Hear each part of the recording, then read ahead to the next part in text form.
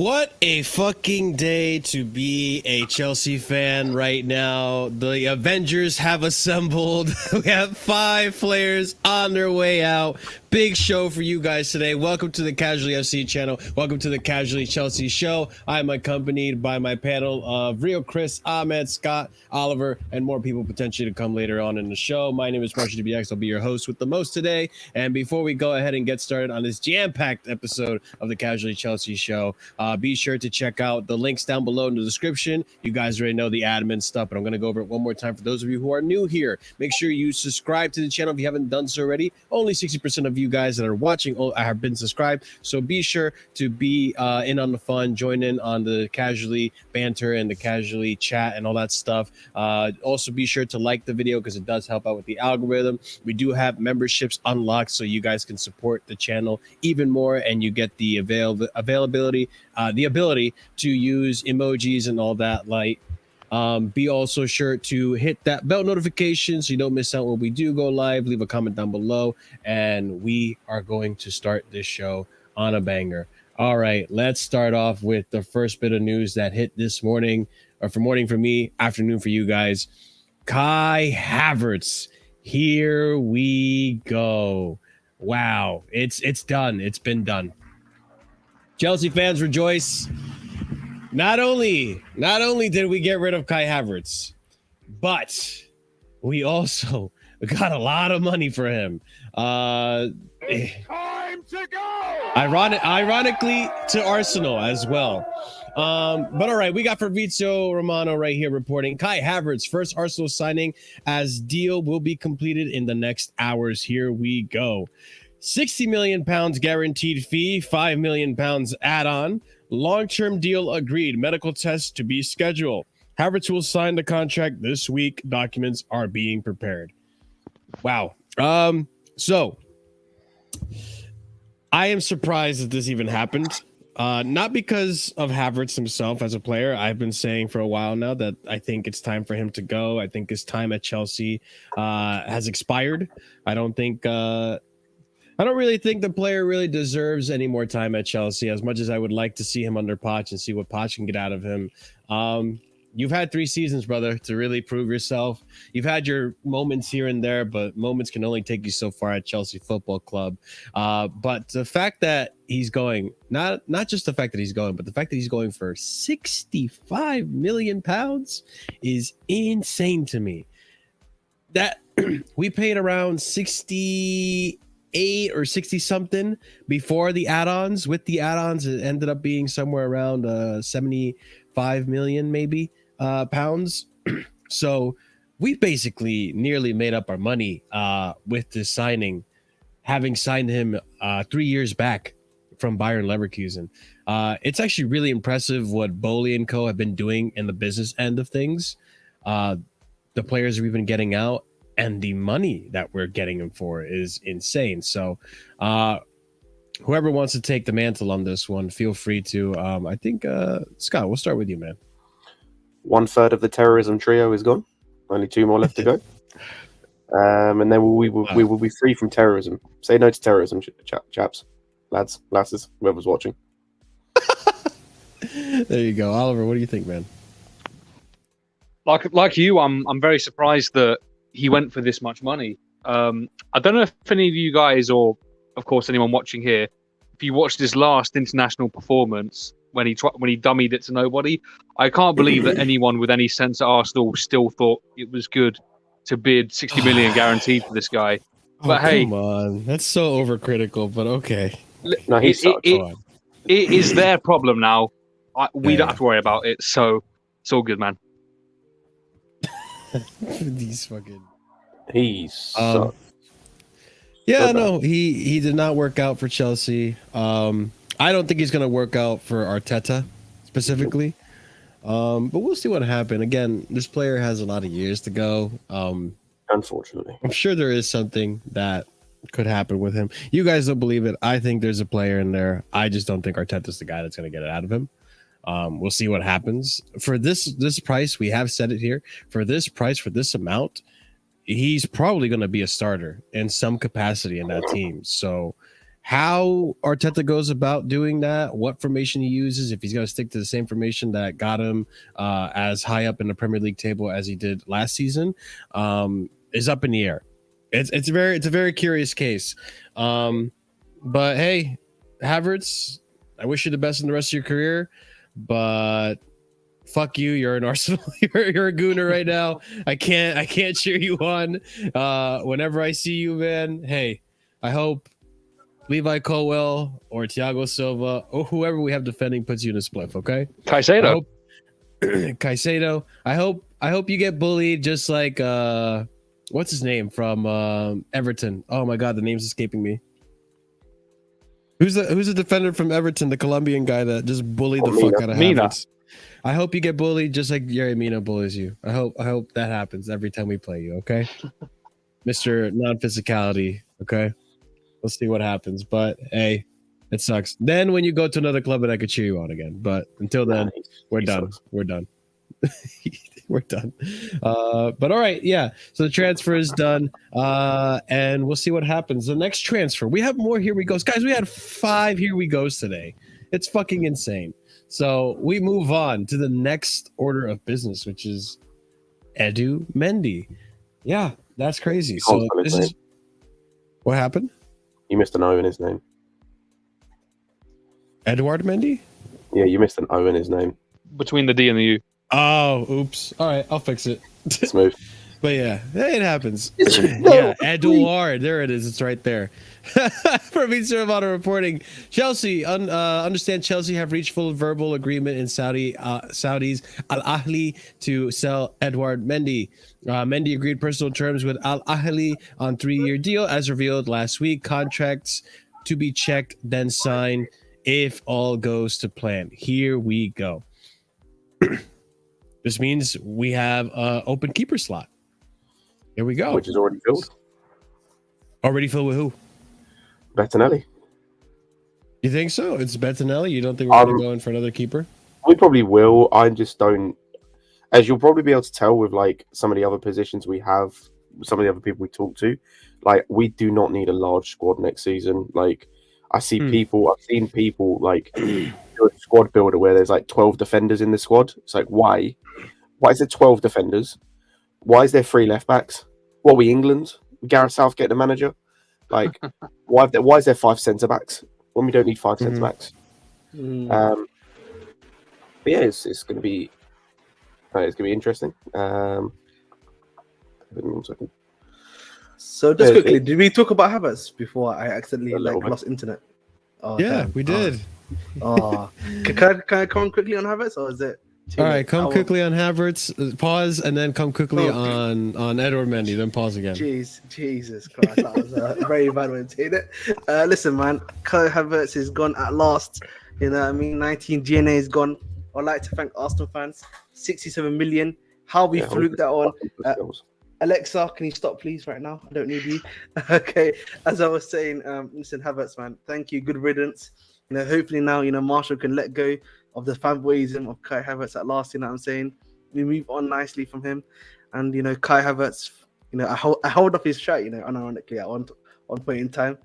You know, it's a big regret of mine. One of the biggest. Wait a minute. Wait, hold. You have a Kai Havertz shirt? I had a Kai Havertz shirt. I never even owned one. Well, I owned fucking fraud. You keep coming at me for all this bullshit. And I don't. Okay, never mind. Just keep going. Good to listen. Land.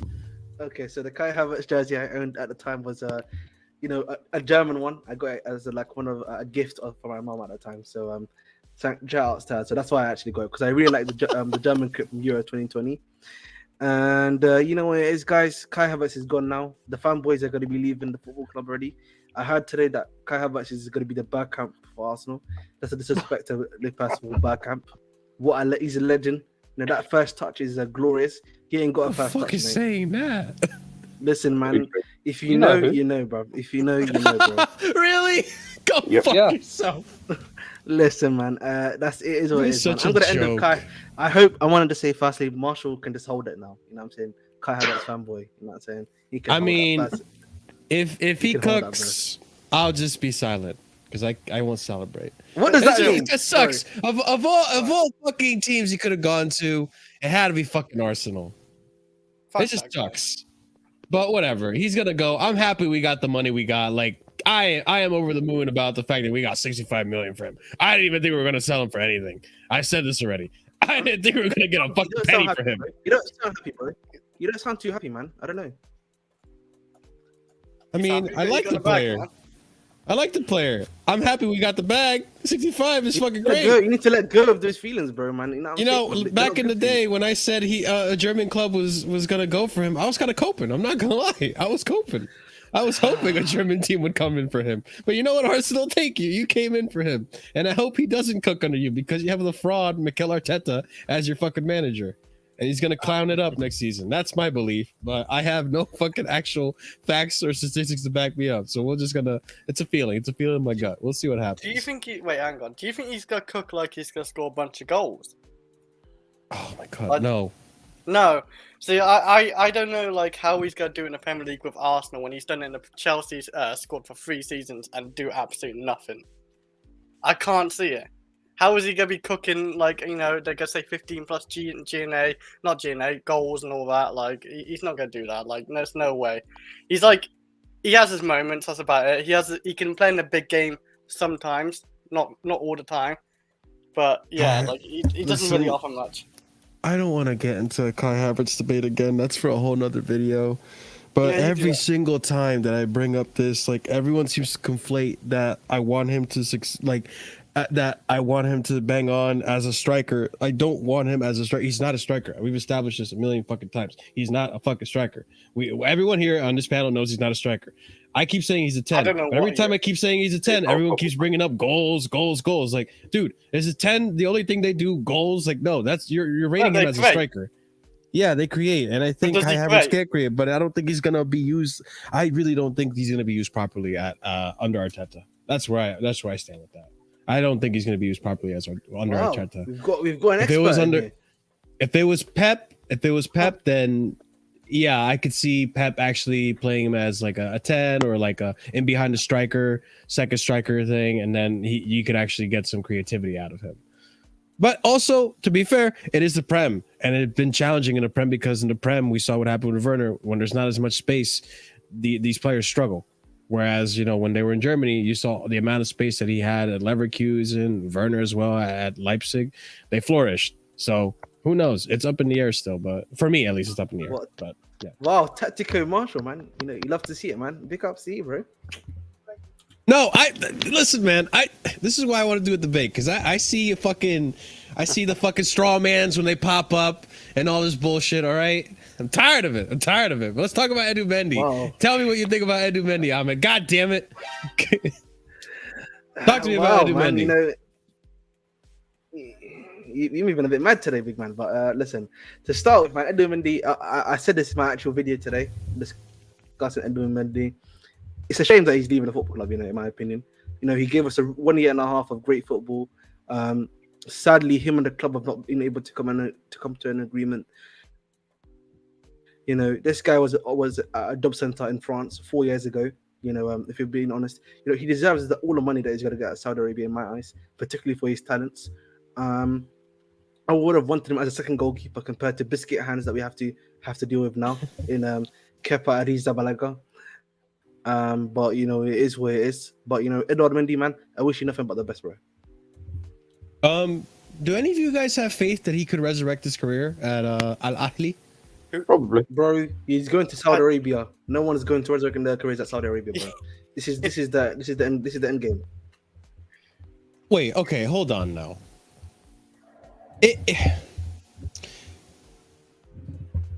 I don't want to disrespect the Saudi League because they're building, man. They're building, and there's a good chance that this could be the beginnings of.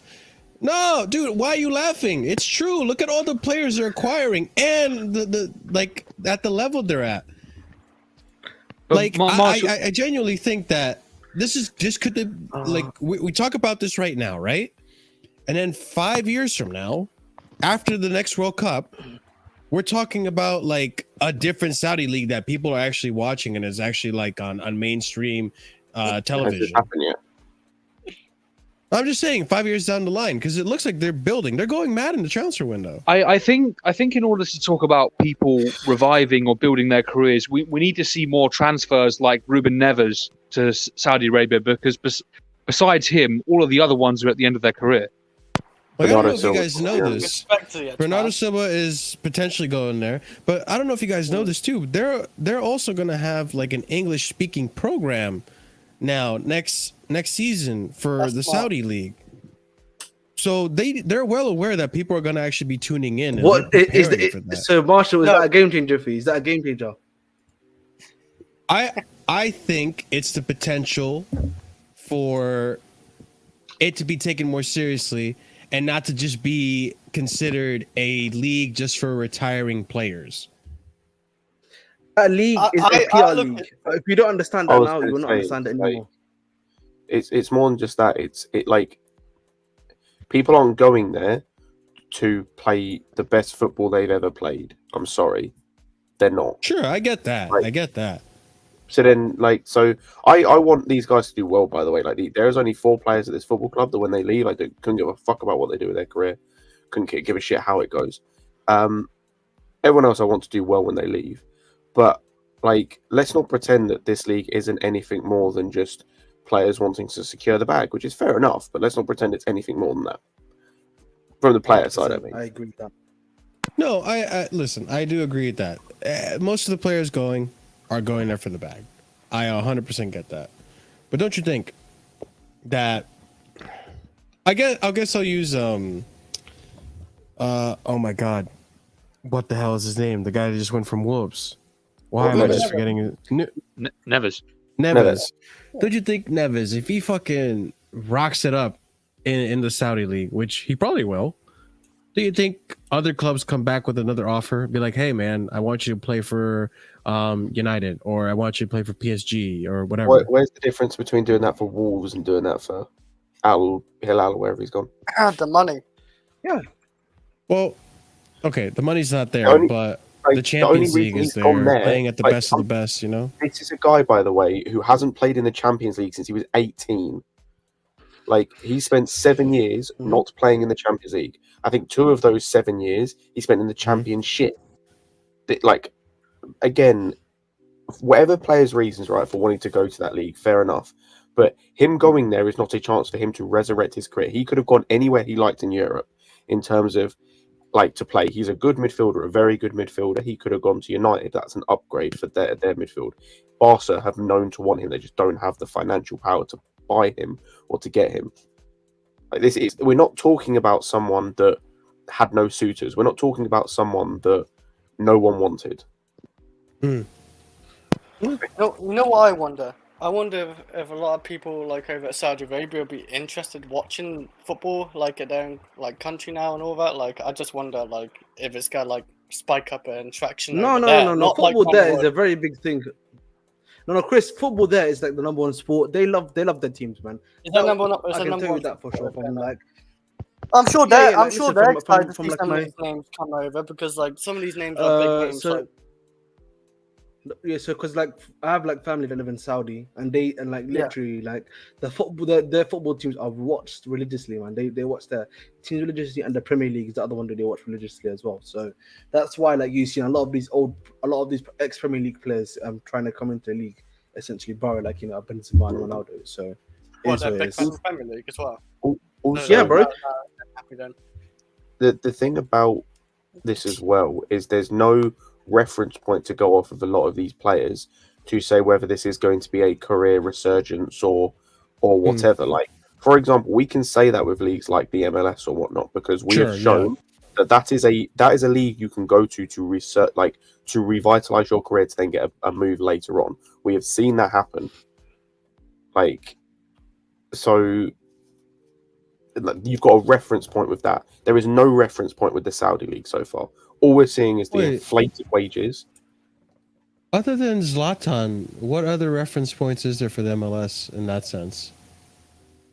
There are probably some, if I could Beckham. offer to do, Did Beckham come back and play Europe after MLS? Beckham went back, didn't he? Beckham wasn't a career resurgence. you went to PSG afterwards. Yeah, Yeah. but was kind of like his end of his career. Same with Zlatan. It wasn't really a career resurgence. There are probably some that if I had enough time. Like Lampard did something where last season or the Lampard did season something where before. he went to. Oh, yeah, Lampard he did went- something he where went down he there, got yeah. transferred to. He went to New York City FC, but then he went 6 None, months to Man City. these guys, these transfers you're telling me, they're not examples of what I just said. You're telling me like guys at the end of their careers that went there for No, season. no. Oh no! I'm just giving random examples. That's all. That it's not. It doesn't Exactly, bro. Exactly. I don't know, but like I feel like Zlatan, like what 2 seasons ago? I don't want to say last season, but 2 seasons ago when he came back to AC Milan, he was rocking it up for a good bit, and then Giroud came in. I'll give you an example actually of Giroud. one that's going on at the moment, and I wouldn't necessarily. It's a bit difficult to say a career resurgence because he was doing well at the club he was at. But for an example, there's a guy at the moment who's doing really well in the MLS called Denis Bouanga, who was playing at Saint Etienne. They got relegated from Ligue 1. He's now playing for LAFC and is their best player, comfortably their best player. He will get a big move, probably to a big Ligue 1 team when he is finished there, potentially. Like, that'll be a career resurgence, right? And that's kind of what... That's a good shout too, Jack Harrison. Oh, no, Jack Harrison, again, is not a career resurgence. Ricky Puig, actually, is another one who probably will get a massive move in a couple of seasons, provided LA Galaxy actually start doing well, and will revitalise his career. So that's that sort of thing. There are players, but that's what I'm saying. That with the Saudi League, we have no reference point to go off. There's absolutely no reference point to go off. As I said, all we're seeing is the inflated wages. Like, so that's all we've got to go off at the moment. Hey, you know what? Fair enough. I understand where you guys are coming from. I still, part of me believes that like if Mendy does well enough, like you know, I think a lot of the issue that with Mendy was being game fit, so having that match sharpness, so having that consistent run of games, so that he avoids doing that Bozo Gene moment, he avoids doing those mistakes, because that was the biggest one for Mendy, was the mistakes. Obviously, there are other issues with him with the ball distribution. He wasn't that great at that. And yeah, just not being commanding enough in the box sometimes. But again, that comes with playtime. I think with some confidence, boosting games at the Saudi League with Al Ahly. We'll see what happens, but you know, there could be a future. Yeah, right, man. I said it. I said that. Okay, I said that. I'm not gonna spit on my fucking screen. Okay, Al Ahly. Okay, so And what is he? Was it? Like, bro, stop joking on the H, big man. Relax. Literally, Speaking of players that are gonna get a resurgence, all right, a career resurgent player coming up for you guys. Is Ziyech in it? I told you, man. I knew it. It's actually moist, man. I'm so sorry. Hey, wait, let me cook, right? So Fabrizio understand Al Nasser have reached full verbal agreement with HAKIM Ziyech to join the club. Personal terms agreed. Ziyech will sign until June 2026. If all goes to plan, agreement reached also with Chelsea, waiting to prepare check then sign contracts. Here we go. I'm not gonna lie. Well, okay, he's probably chasing the bag too. Why not? But I'm not gonna lie. I do kind of feel bad for him because Why? I feel zero remorse. Shut up, Ahmed. I feel bad because we denied this man the PSG move just so he can go to Saudi. That's jokes. Accidents happen, man. Well, Marshall, Listen, let's talk about. We still this uses a Let's talk fax about this machine in Hey, fucking what happened? 2023. I will say, look by at the way, the hair, man. this guy is actually probably going to do really well at Al Nassr. Like, he's going to be playing with a front two probably of Ronaldo and Anderson Talisca, who's 6'3". Like, he's chilling. He's going to be whipping balls in left, right, and centre. He's going to probably end up like 20 assists at least at the end of the season. That's what I'm He'll get a saying. team on the season card on FIFA. Is that what you're just trying to say, guys? Yeah, basically. That's what I'm saying. Literally, that's what. I want guaranteed. Oh yeah, that's guaranteed at that point. Yeah, you can be cooking. Listen, I'm gonna be so real. This bum deserves to go there, man. What has he done for this football club? I had someone say his best moment at the football club was an Atletico Madrid tap-in. You know what I'm saying? I Listen, cannot believe I don't- heard that, man. Oh, okay. Oh, okay. Hold on. Okay, I was gonna let you cook ZIAD, but then you said it was a tap in, dude. Fuck you, first of all. Okay, that was a brilliant counterattack. Okay, everyone was shaking. By Timo and Kai Havertz. Havertz. Yeah. Oh, look at that. You're praising Kai Havertz. That's a relief. Okay. Anyways, No, literally, so no. In that moment of time, so- Kai Havertz started the counter-attack. And Timo won the everyone, listen, let's put context to it, okay? Everyone that season was shaking in their boots thinking we were going to lose to Atletico Madrid. We were going to get battered by Atletico. We were so scarred by fucking Frank Lampard. Weren't we all? Hey, I won. Chris, you were on this channel with I me. was You scared. remember how many of us were actually scared Atletico were going to fucking demolish us, okay? They were going to shove their hands up their fucking asses and use us as puppets, okay? We were all fucking nervous about that game. Okay, let me talk. We actually had our player. We actually had a player that everyone was saying. Fucking talk, okay? It wasn't a tap in though. It was a good fucking strike. Listen, Marshall is glazing as usual. If you watch that goal right now the hell in the ECL against Atletico, it was literally a tap in, bro. I don't know what you're talking about. Rewatch that goal right now. It was a tap in. Jesus Christ! Stop bringing context. But you have to score it, don't you? Oh, The listen, movement- man. the I'm not, We had I am not re- Tammy. We had he Tammy is- that season missing so many tap-ins. Well, listen, Let- man. let at me the end of the We day- had Werner missing end of- tap-ins. Listen, at the end of the day, bro, It was you in the have to be- Champions League against Atletico, who we thought we were going to lose to, Ahmed. There's context to it. Listen, there's no context there, man. Oh, my days. You are shameless. You are shameless. You are shameless. This fake wizard, man. You All he are does is just can I- spam crosses shameless. and You know, does nothing, tap-ins bro. ain't bad anyway. Like tap-ins ain't Okay. bad. All Haaland We can't even goals score tap-ins They're right bad now. when you miss them. Can I Yes, say they're just all bad when you Haaland's miss. goals are basically tap-ins. All Haaland's goals are tap-ins. So. Anyway, let's move on, yeah, because people again, This enraged guy over is tapping, so enraged over shameless. tapping. But listen. And this plus, guy's a and bum. also here, listen, that's not even his best Oh goal. His my best God, goal glazing. was the goal Glazing. that we all thought he was going to Glazing. score against Spurs. Exactly. Exactly. Super That was his glazing. best goal. Oh my God, man! You can't even deny that. You can't even deny that. You can't even deny that. Ziyech, bro. Bro, if I go out on a date with Ziyech, bro, we're eating good. We're eating lamb. We're eating top notch, man. We're eating venison. Like, we're having wine. It's gonna be fabulous, bro. Jesus Christ. And it's totally paused. It's a bro date, man. We'll be fine, man. All right, man. Listen, Yo, as I would hang out with Ziyech for a night, man. That guy looks like he has Oh, fun. no. Hey, man. Listen, maybe he's also going to the Saudi League because he's big man, he's big mate. Quincy Promise. What I mean, he just got put in the jailhouse. Allegedly, he might be involved. No, he's actually been. It's not allegedly anymore. He's literally been sentenced to prison. No, the other stuff. I talk about the other stuff, the cocaine stuff. Oh, cool. He's still been sentenced to prison though. So Yeah. he's a criminal. But he's in Russia right now, yeah. So you know what I'm saying. Listen, man. Moving on from Hakim Ziyech, yeah, that's nonsense. He's a shit player, bro. He didn't do anything for his football club. Wasn't a great player. Was just rubbish, man. You listen, the last season, yeah, we should let him go. Honestly, if you're being honest, twice. The first time when he took a flight to Ajax, and then the second time with PSG. It's literally our fault that we fumbled the bag twice. Yeah. That's costed us Blame literally 8 million. Chelsea. Don't get mad at Ziyech. No, I'm blaming the transfer bit on Chelsea, obviously. But at the end of the day, bro, he's been a rubbish player. I didn't like his attitude. You know what I mean? He's not a good player. You know, he was doing some fake wizardry. Not long He ago. was doing though, in some the World fake. Cup. He was doing fake wizardry at the World Cup. He didn't do shit. Jack shit at the World Cup. He was decent. in the World Mazraoui Cup. was the one that was cooking. You know, I mean, the what's his name? You have such Amrabat. a hatred to this guy. Jesus. Listen, Amrabat and the other I know, midfield were man. the ones that were doing the job. You know what I mean? Shout out to Al Nassiri as well, the striker. He actually got in He for a goal. stinks, bro. He's fucking arse. Listen, I'm just trying to. Yeah, I agree. I know, bro, bro. Ziyech didn't do shit at the World Cup. I agree. Bro, nah, it's I can laugh for long, and then you mentioned Al Nasseri, and nope. Yeah, but anyway, listen, we're He moving was- on. oh, Shout he out. was straight shit. Oh, Ahmed, Oh, your shout internet out Bono doesn't as agree. well, the goalkeeper. You know what I mean? He was doing The everyone- Saudis are getting to What did Ahmed. Ziyech do, bro? Ziyech do. Listen, man. Bro, What did Ziyech what was did the Ziyech Man do, bro? City Terminator for a fucking hot 3 games in a row.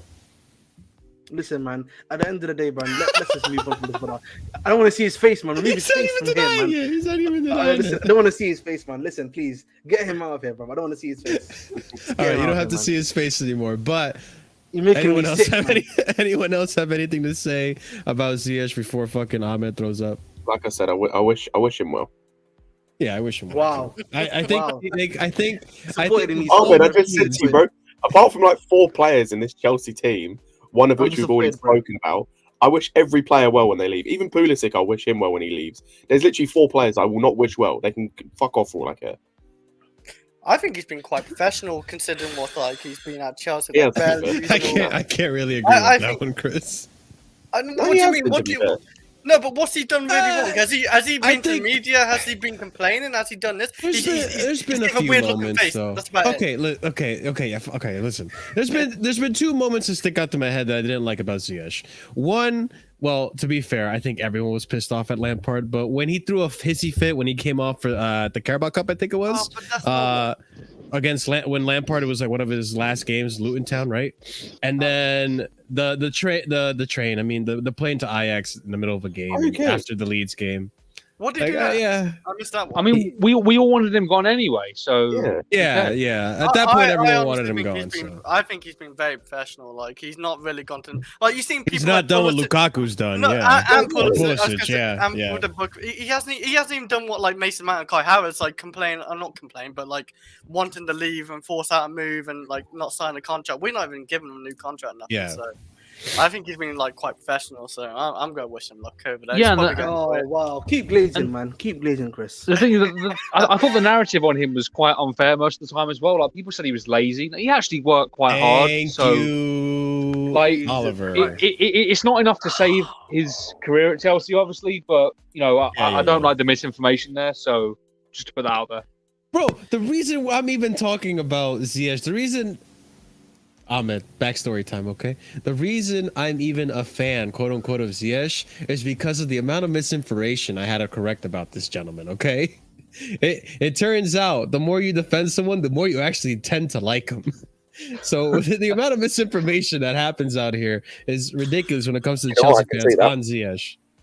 I can actually see that because I have the same thing, to be fair, with another player who I might end up mentioning on this show. Yeah, we might end up mentioning him. I don't know who you're talking about. We might end up mentioning him. We might end up mentioning But, him. yeah, there was- all I'm saying is, by the way, before we move on, Ahmed, Yeah. this energy best be the same when Gallagher leaves. That's what I'm saying. This energy best be the same. You know, Yeah. listen, I literally did on this stream. I disassociated with Yeah. Gallagher on this stream live. Oh, yeah, no, that's Believe cool. me, when Gallagher His words, leaves, there will be let's something coming for him too. Scott, there is something coming for him, bro. Because he's another one that actually is worse. Because I supported that guy, you know. I was a fan of his. Bro, some of them Gallagher's gonna get his- It's actually worse. It's worse, bro. So hey, man, tune in, man. Let's move on from that. I was Yeah. gonna say the comment down below, like paid thousands for Mason Mount's ban and now he's left. Oh, Yeah. Yeah. What are they gonna do with it? I can't lie to you, that latest tweet from Fabrizio or from Pies is riling up a lot of mandem. But you know, hey. All right, I'll check it out in a minute. Oh yeah, there's a new update on the Yeah, Mount I'll check situation. it out. Yeah, I'll check out all that stuff in a minute. I'll update it too because we have to talk about Mount later in the show. But yeah, like what Scott said, you could not have put him with probably the. Would you say Ronaldo's the best target man in football? Probably, right? So Ziyech with the best not target man, in man, football? just good in the air. I guess so. Yeah, good in the air. And that other 6'3" guy that you said. Gonna be wild. So we'll see, man. Ziyech is gonna cook. But yeah, I wish He's him not the gonna best. cook. He's gonna Stop put wishing you him in the a, best man. he's Move gonna on from put- this bum. he's gonna put you on a kebab, bro. It's gonna Why be great. kebab? What does that mean? Kebab's actually Turkish, mate. You know what I mean? They're not even Moroccan. You know what I mean? What are you saying? What are you trying to say, big man? You got it, boys. You got it. Cancelled. We move on to the next target. I love this show, bro. We're not even the fucking fourth topic. This is why. Let's talk about KALIDOU Koulibaly, okay? Let's move on to the fourth Avenger of this episode. Oh, my first op. Understand, Al Hilal are now closing in on KALIDOU Koulibaly deal. Here we go. Verbal agreement reached with Chelsea. Personal terms also agreed on a 3-year contract. He'll join Ruben Neves. Contracts now being checked and then signed. Here we go. Good for him. Good for him. I listen, of all of them, like I know Scott, you don't agree, but like of all of the players that we got from the last transfer window in the summer, I was actually going to be willing to give KALIDOU the time to see if he can do it this season. Of all of them. Oh, he's triggered Scott there. No, like, I'm like, fair. No, no, he was one of the players that I would have given time. Actually, I feel like I would have given everyone time. Who would I have not given? Sterling? Yeah. Nah, you gotta give Even Sterling. Sterling, I would have given time. Aubameyang, Aubameyang, I probably would have moved on. And he is gonna move on. We'll talk about that. But I worded that wrong. So yeah, Koulibaly, I would have given him another season, but hey, it just sometimes doesn't work out. Whatever. And honestly, like if you're given the offer, you can take that wage bill off your structure. Then why wouldn't you take it? You know.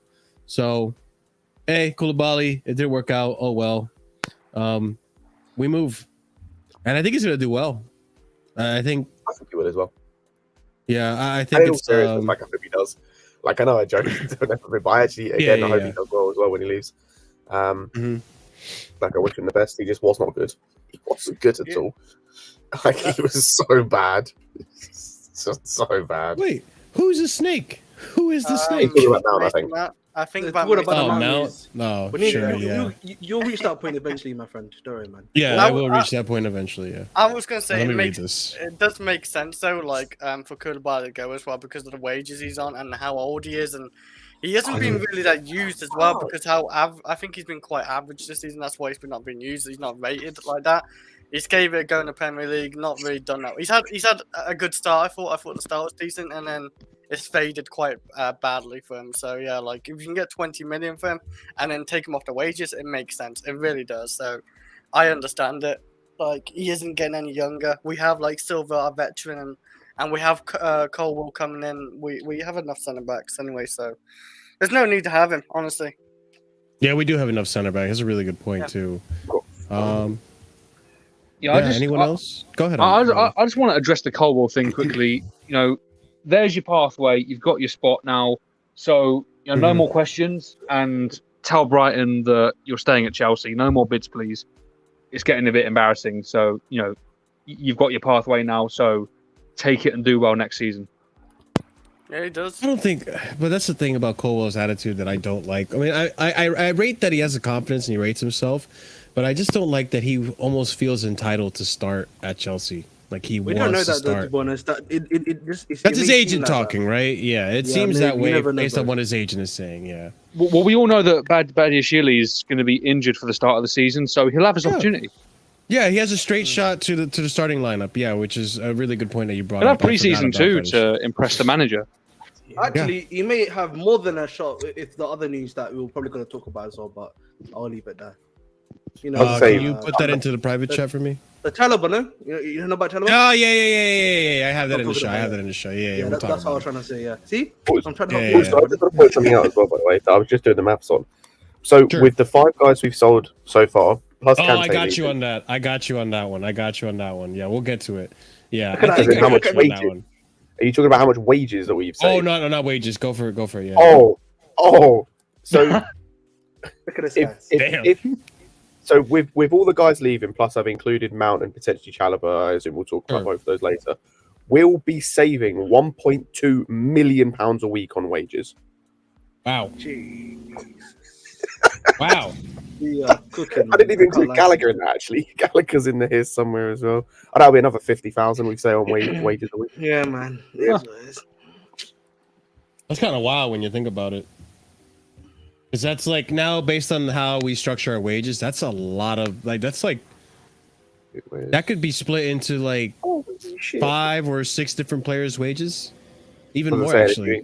I've just included Gallagher as well, and it's gone up to 1.4. Marshall, to put it in perspective, that's 10 shows. 10 shows. Who says 10 shows, man? I mean, that is literally 10 shows per week. Yeah. Jeez, I feel like I need to make a show emoji, like show in the chat how many shows out of how many shows you rate the stream. Listen, man. 9 out of 10 shows. Listen, man. The fake 1v1 demon is getting cooked. Oh my You know what? days. We'll talk about the wages thing. You know what Chelsea really need to do? The whole Todd Bowley and everybody else, like put a wage structure Yeah. basically. Like unless you're like world class like Mbappe or whatever, like 150k or whatever, like it is.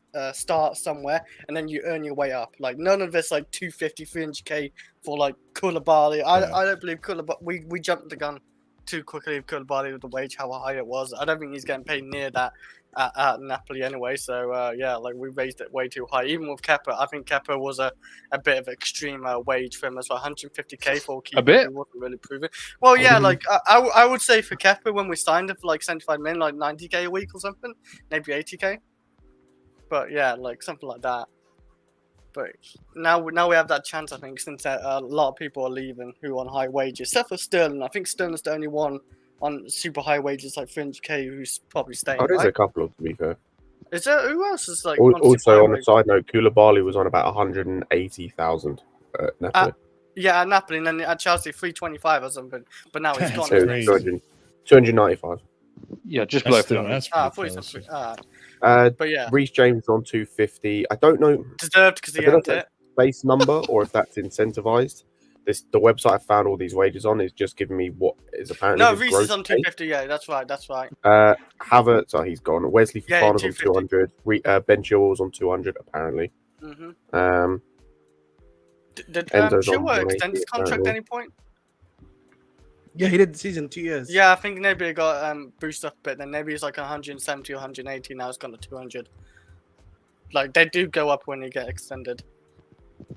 I think we have a good chance to have our wage structure normal. I think as well Cho goes as well. Like he's not worth 120 now. Like he's barely worth like 50k if that. Like if we're lucky, like he's just god awful. Barely, just yeah, it's just not usable.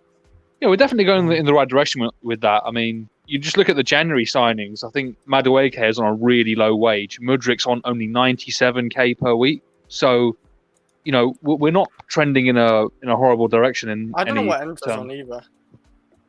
Did Scott just say? He's on, according to this website, he's on 180, but I don't know how much. That's not bad if that's true then, because like he's a big signing. I don't know if that's half the bonuses, including bonuses, yeah, not including bonuses, etc. Mm-hmm. Also, on a side note, half the squad are here for another 5 years. Yeah, and then the other half's like maybe 10 years. Mm-hmm. Like, yeah, there's you've got a few guys here for 2, a few guys here for 3. There's like 2 guys here for 4, but we're getting rid of one of them. Then everyone else is here for 5 years plus. It's for the future, isn't it? We've got a lot of young players. We hopefully a lot of these players like Mudryk and all that stick and like improve every year. Like we tried to Kai Havertz. Like I think we're being quite generous. Like 3 years plus. Like and now obviously we moved them along. We could still move people like Mudryk along, say if he doesn't work out in a few years. Like we'll probably take a hit on it. Like probably nowhere near as much, but yeah. We'll see what happens. Listen, But man, just quickly on Koulibaly. Yeah. Listen, KALIDOU a request in Pace, which means rest in peace in Italian. You know, you've had a good run. Get that bag. You're 32 years old anyway, man. You know what I mean? Then leave. True. That's another good point. Like, you know, he's up there in age. Obviously, we've seen he's not this idea that I thought that he was going to be as fit as Thiago Silva was, which that was the idea that I was fed going into the summer when we got him. That he's just as fit as like Thiago and all that stuff. But yeah, like it just didn't work. Did you learn out, any so- lessons from that idea, by the way? Did you learn anything from that? Yeah, really don't believe anything No. anyone There's says, another thing that especially you you, should be Ahmed. learning. No. What you need to learn from that is that, you know, That no one is do Thiago your Silva. own research. Do your own But research. yeah. I don't. That's why I don't listen to Ahmed anymore. Is that so? Is that so? We move to the very last Avenger. By the way, 69 of you guys watching, make sure you are smashing that like button. Try to get us up to 40 likes, please. Thank you, people. I appreciate it. It does help out the channel tremendously. But all right, let's talk about the last Avenger that we got rid of today. Well, I wouldn't say got rid of, but he's moved on from the club. And that's our mate MATEO Kovacic. Okay. So Kovacic is finally done. It was a little bit of a battle, a little back and forth on the details of the price, but we ended up having him go. So Fabrizio Romano reporting more exclusive details on Kovacic deal. Understand Manchester City will pay a guaranteed fee of £25 million to Chelsea. £5 million will also be included in add-ons to activate only if/when Man City will win titles, which is probably going to happen next season and the season after that. But we'll see. Not players' performances. Pep has his new midfielder. Here we go. This one stinks to see. I would have liked for Kovacic to have stayed at the club, but when the player just loses interest, when the player just doesn't want to be at the club, then it's not productive for the club. So Marshall, man, it stinks. I like this. Great take, man. Great take. Yeah. It's a very similar take to one I had January of last season when I was talking about Ziyech, right? Yeah. You would know, right? Why lie, so, man? anyways, I'm not. Yeah, I'll go back and clip it. And people who have been occasional filter fans, no, what? You know what? I'm tired of your trolling, bro. But okay, Kovacic, yeah. It stinks. It stinks that he lost interest in staying at Chelsea, but it is what it is. But at the same time, too, like I don't think the club had any interest in extending his contract too. Same thing with Jorginho. The club had no interest in extending the contract with Jorginho, so it stinks. I think beyond you've seen. Go ahead, Scott. Not Scott. Sorry. My bad. Yeah. I think beyond him not wanting to be here, he's just too injury prone. Like we've seen it through multiple seasons.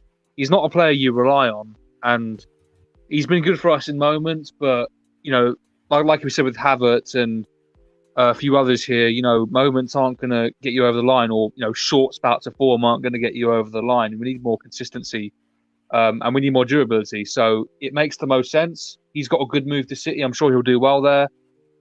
So all the best really. He's been good for us. Just unfortunate with the fitness. You guys feel the same way? Man. All the best for him. 17 out of 38 games he started last season. As a starter, you can't be doing that, man. As someone that needs to be a mainstay in midfield in general, he's quite extremely injury prone for us at this point. I think Man City he may work because of the fact that he'll play less game time, and maybe that'll be good on his body to rest and relax. To be honest, but you say 17 out of 38 games last season. Isn't that also in part because there were games? Wait, you're talking about the season we just had, right? Yeah, that's the Premier League season. The 17 times he started out of possible 38 games as a starter. Right, never mind. I thought you meant the season before that. I was like, he kind of rotated with Jorginho and Conte. No, I'm talking about this season. So he played 1,700 minutes in the Premier League. Go ahead, Oliver. I think I read that his highest. I think I read that his highest starts is 23. Yeah, it's still not good enough. Never high. That was the season before actually as well. The season under Tuchel, before he got sacked. So the reality of him is that, bro, he's just not a fully healthy guy in general. He's 29 years old as well. You know what I mean? It looks like the wheels are sadly coming off for him. And so, man, it's time to move on. Can I? I don't think he's had a lot of injuries this season. He's had a two game injury.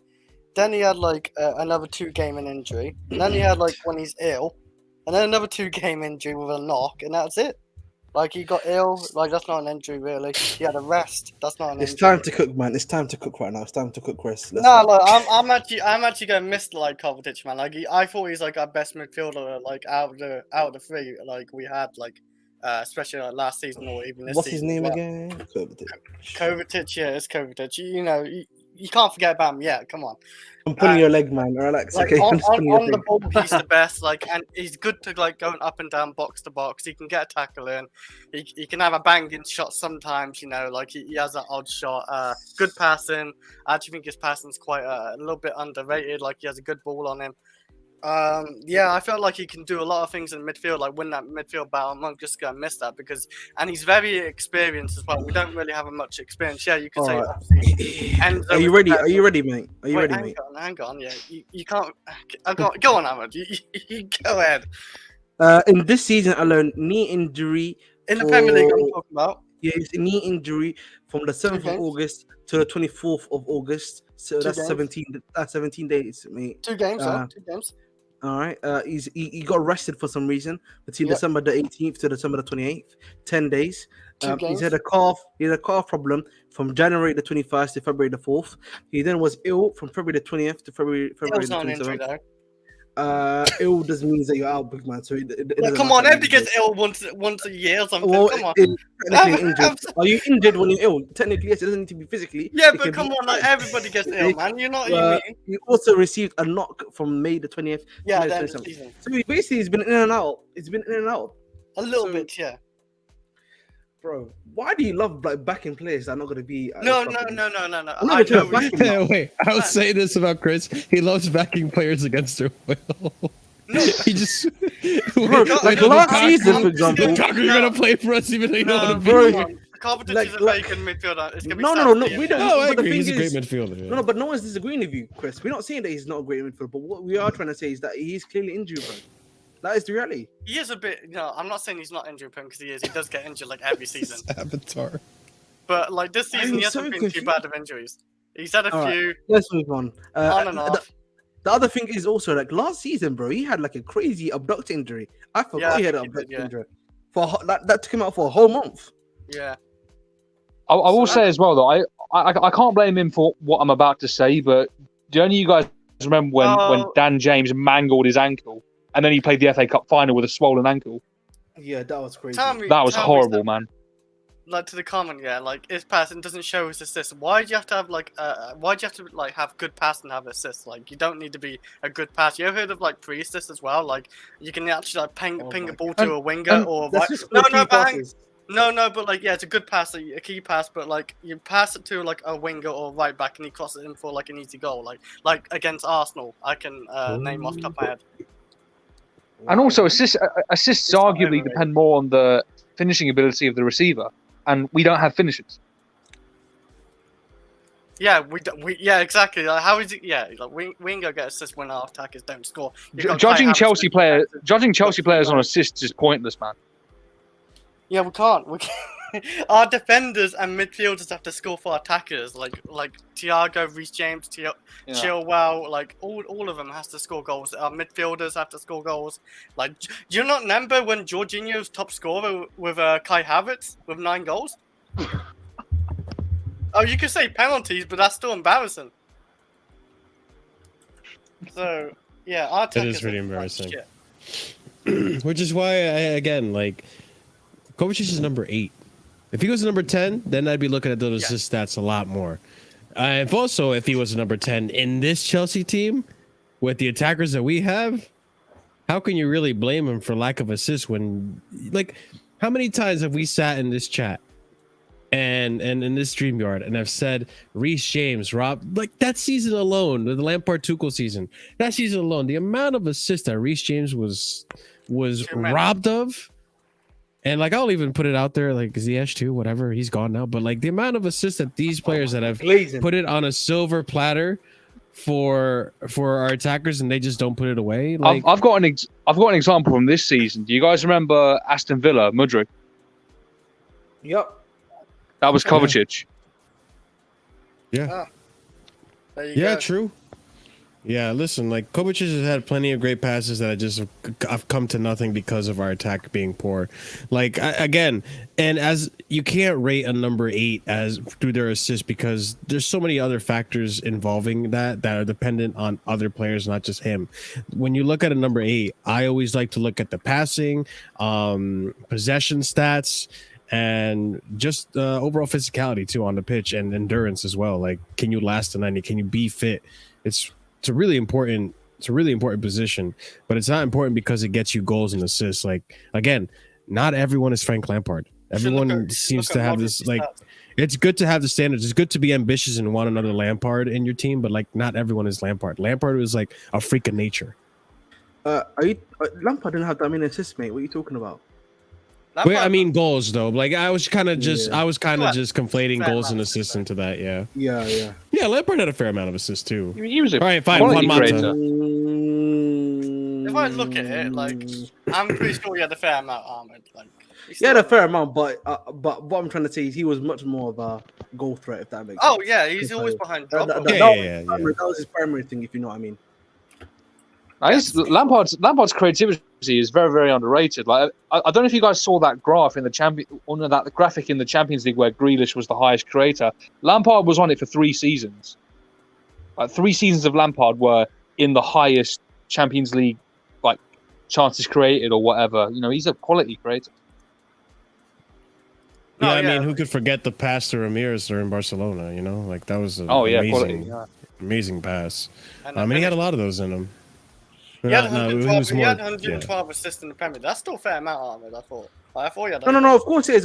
But I when I think of Lampard, I primarily think about I get you. Yeah, I get that. Yeah, but he also it's not meant to be a disrespect sort of thing, if you know what I mean, guys. Yeah, I know what you're saying. Yeah, that's true. But yeah, we're okay. With that being said, I mean, Kovacic, we wish you the best, man. Listen, I hope it works out. I hope you win more at Man City. I hope you get those add-ons, which you probably will because you're probably going to win at Man City. What do you mean? The add-ons are for us, mate. You know what I mean? Yeah. Well, if it ain't gonna be Chelsea winning the Premier, then Man City can win again. Actually, yeah, I hope you win. I hope you win the add-on so we get more money. Yeah, exactly. Yeah. Come on, man. Yeah. Fair enough. Yeah, sorry, I'm multitasking here. Okay, I'm trying my best here. Right, I'm running a show. You're trying hard enough, mate. You need to try hard enough. You need to be quiet, bro. You're moving mad right now today, bro. But okay, moving on to it's all right. No, you're fine, man. Keep doing it. Anyways, so moving on to the very next topic that I wanted to discuss is about our clown American owners. Yes, let's discuss how much of clowns they are. All right. Chelsea are set to bank over £100 million by the end of June. They could double that figure with Mason Mount, Ruben Loftus-Cheek, and Pulisic likely to leave. This is coming from Matt Law. These clown owners, they're going to ruin Chelsea. They're ruining Chelsea. Even though here they are making us a fuck ton of money on signings. And a lot of these signings that we just got. So what's up with that? I've got something to say about this, right? So go for it, bro. I don't know if you guys remember this. So I think this was the last business conference that Foley went to. I think it was just after Potter got sacked. And like the guy asked him about Chelsea and he was talking about like emerging markets. And at the time he got completely clowned for it. But here we have Saudi Arabia, the emerging market. We're selling all these players there. You know, it worked out. So, you know, give him his flowers. Hey, look, when it comes to the business side of Chelsea, these guys can cook. We're seeing it. The prices we're getting for a lot of these players, and then the prices we're selling them at when they don't work out. Like again, I think the Havertz deal. Look, stop me if I'm being too hyperbolic here, but I think the Havertz deal might be the best deal that we've done. It's a better deal than the Hazard deal, and I think it's a better deal than the Morata deal. Am I wrong in saying that? It's definitely better than the Morata one. Yeah, on paper you're right for the Morata deal. I would argue, yeah. Because it's the Hazard one was just like out of this world, though. Like, I don't know if much compares to that, and especially because of how it went. You know, he flopped there. You know, we really got lucky on that one. Yeah, like the Hazard deal. I don't know how to. There's the only way to answer that. That's kind of like a more of a very very exceptional example of like an insanely good deal where like the player actually flopped. I don't think any of us expected Hazard to flop as bad as he did going to Real Madrid. But I'm sorry, Ahmed, I interrupted you. No, man, I was just saying, yeah, obviously, as I said previously, there's another video that's randomly going on. So yeah, as I said before, the Morata deal on paper, it's better than that. Obviously, the Hazard deal, we got a lot more for him. But if you're looking at it in terms of flops, he's probably the best flop we've sold at the football club. Because like we're literally getting close to the same amount of money. I don't know if we're going to speak about Lukaku, but like we were planning to sell Lukaku for we were planning to sell Lukaku for 60 million, and if we had sold him for 60 million, in my opinion, that would have been a better deal than Havertz because there's 3 years left of his deal, so that's 60 million, and to sell him for 60 million as well would have broken even. So in my opinion, that actually would have been a better deal. But currently Havertz is the best deal. But Mount might actually be better than that because if you sell Mount for 55 plus 5, bro. I remember we didn't pay anything for him as well. So he's a cover blood, right? So Yep. Mhm. And That- we didn't even give him a high wage. True. He's been down 60k, 80k. that would just be or- cash money. And this is the other thing too that I wanted to point out. Like our owners are such clowns that because of these sales that we've done, now it opens up the potential of actually getting Moises Caicedo. So here's a tweet from Sammy Mockbell. Chelsea want to raise funds as they look to press ahead with their own recruitment plans. Moises Caicedo will cost at least £100 million, and Chelsea need to sell more before being comfortable committing to that level of money. And with these sales, we've just about made that money. So now we can go in for Moises Caicedo more comfortably. I with this being done, I have a feeling that Moises Caicedo will be a here we go next week. I have a good feeling now that it's going to happen. ITK Marshall. Jeez. I'm just saying it, man. It's looking like it's going to happen a lot more likely now, considering that we've sold all these players. We're going to sell more. Things are getting hot. We're going to be talking about other transfers later on in the show, but like it's looking like it's going to happen. But the next topic I wanted to discuss is rivals. You know what, rivals? It's time to get this smoke, rivals. Okay, let's go. All right, let's move. All right, they're about to hold it. So the rival fans love to complain and say that we're cheating because of all the trades and all the transfers sending out to the Saudi league. Okay, they didn't have anything to say when Ruben Neves went there, right? They have anything to fucking say when Messi went there. They have anything to say when all these other players that have also been making moves to the Saudi league. Nothing to say. They didn't say anything about even Conte. I didn't hear any lash out about Conte or whatever. But all of a sudden, we get three Deadwood players moving on to the Saudi league, and all of a sudden, oh, woe is me. The Chelsea are cheating. So I got a few tweets to read. All right, Matt Law saying Bowley has long done business with Saudi Arabia and last year revealed that Kane International, one of the companies for which he sits on the board, had teamed up with the country's public investment fund, PIF, for those of you who didn't understand what PIF meant, over $900 million, 700 million pounds investment in a luxury hotel group. Chelsea have never commented on reports last year that PIF are also a major investment in the club's majority shareholder Clearlake Capital. Wait, let me just check. There's no more tweets out here. All right, here we go. The fact that Chelsea's attempt to keep Conte at the club looks to have been derailed by Saudi Arabia's willingness to make big money offers to Premier League players goes against any accusations of strategic link. Moving on. Many within the game are now asking about Saudi influence on Chelsea. It has raised a lot of chatter within the game as well as outside football. Officials have privately pointed to the strong relationship between Chelsea majority owners Clearlake and Saudi Arabia's public investment fund.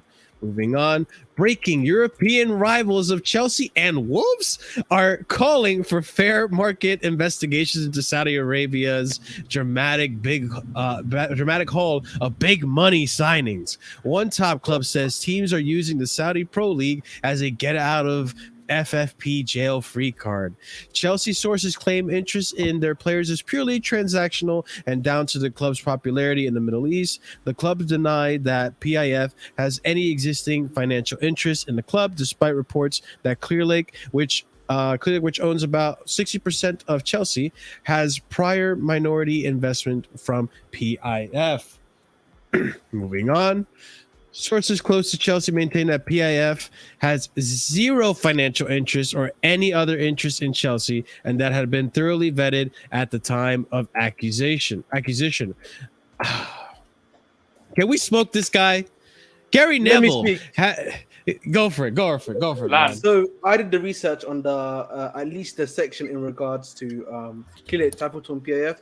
So Clearlake has I think PIF has a 5% stake in Clearlake Capital essentially, but that 5%, that's 5% of 60 billion. So it's literally not that deep, honestly. It is literally 3 billion. They've really got 3 billion worth of 60 billion investment in Clearlake Capital. That is like literally a drop in the pond. To them. That's a drop in the pond. And at the end of the day, man, listen, Marshall, you've done business before. I'm pretty sure we've all done some level of business here before. This is just Sure. having connections. Like, Yeah, it's you know all what I about mean? the networking. Listen, this is all about networking and having connections. The reason why Gary Neville was pissed off and always crying all the time, is because his Man United team is not doing that. You know what I mean? His other club, whatever he's called, which we'll keep on forgetting, they do the same shit that Chelsea does. They spend all that amount of money, more than anyone else in League Two. But if we start speaking on that, you're trying to delay the subject, trying to move away from the subject. But listen, man, this is all about business connections. Let them keep hating, bro. I honestly, I cannot wait. If United do get Qatari owners, how is Gary Neville gonna flute that one? Gary Neville's not gonna say How shit. is he gonna then. flute that one, big man? How is he gonna flute that one? Because generally, people are gonna look at him, bro. He can't chat shit after that, can he? Yeah, man. And why This is man Ziyech is a here? joke, man. Man, Because get he him out here, asked for man. the link, man. But man says Gary Neville has called Premier League to put a instant halt on transfers to Saudi Arabia amid Chelsea's potential sales. Listen, I said this from the beginning, and I don't know if you guys remember. Listen, we have American owners. One thing they're gonna do is they're gonna find loopholes, and they're gonna keep finding loopholes. And guess what? This is what we do. There's nothing in the books that says we can't do Gang, this. gang, And guess man. what? Gang. This is what I mean. Like, Marshall, I didn't want to Go cut you for off, man. That's why I just say silent. I do don't your want to cut thing, you bro. off. But Do your Ahmed, thing, listen, what's your problem, bro?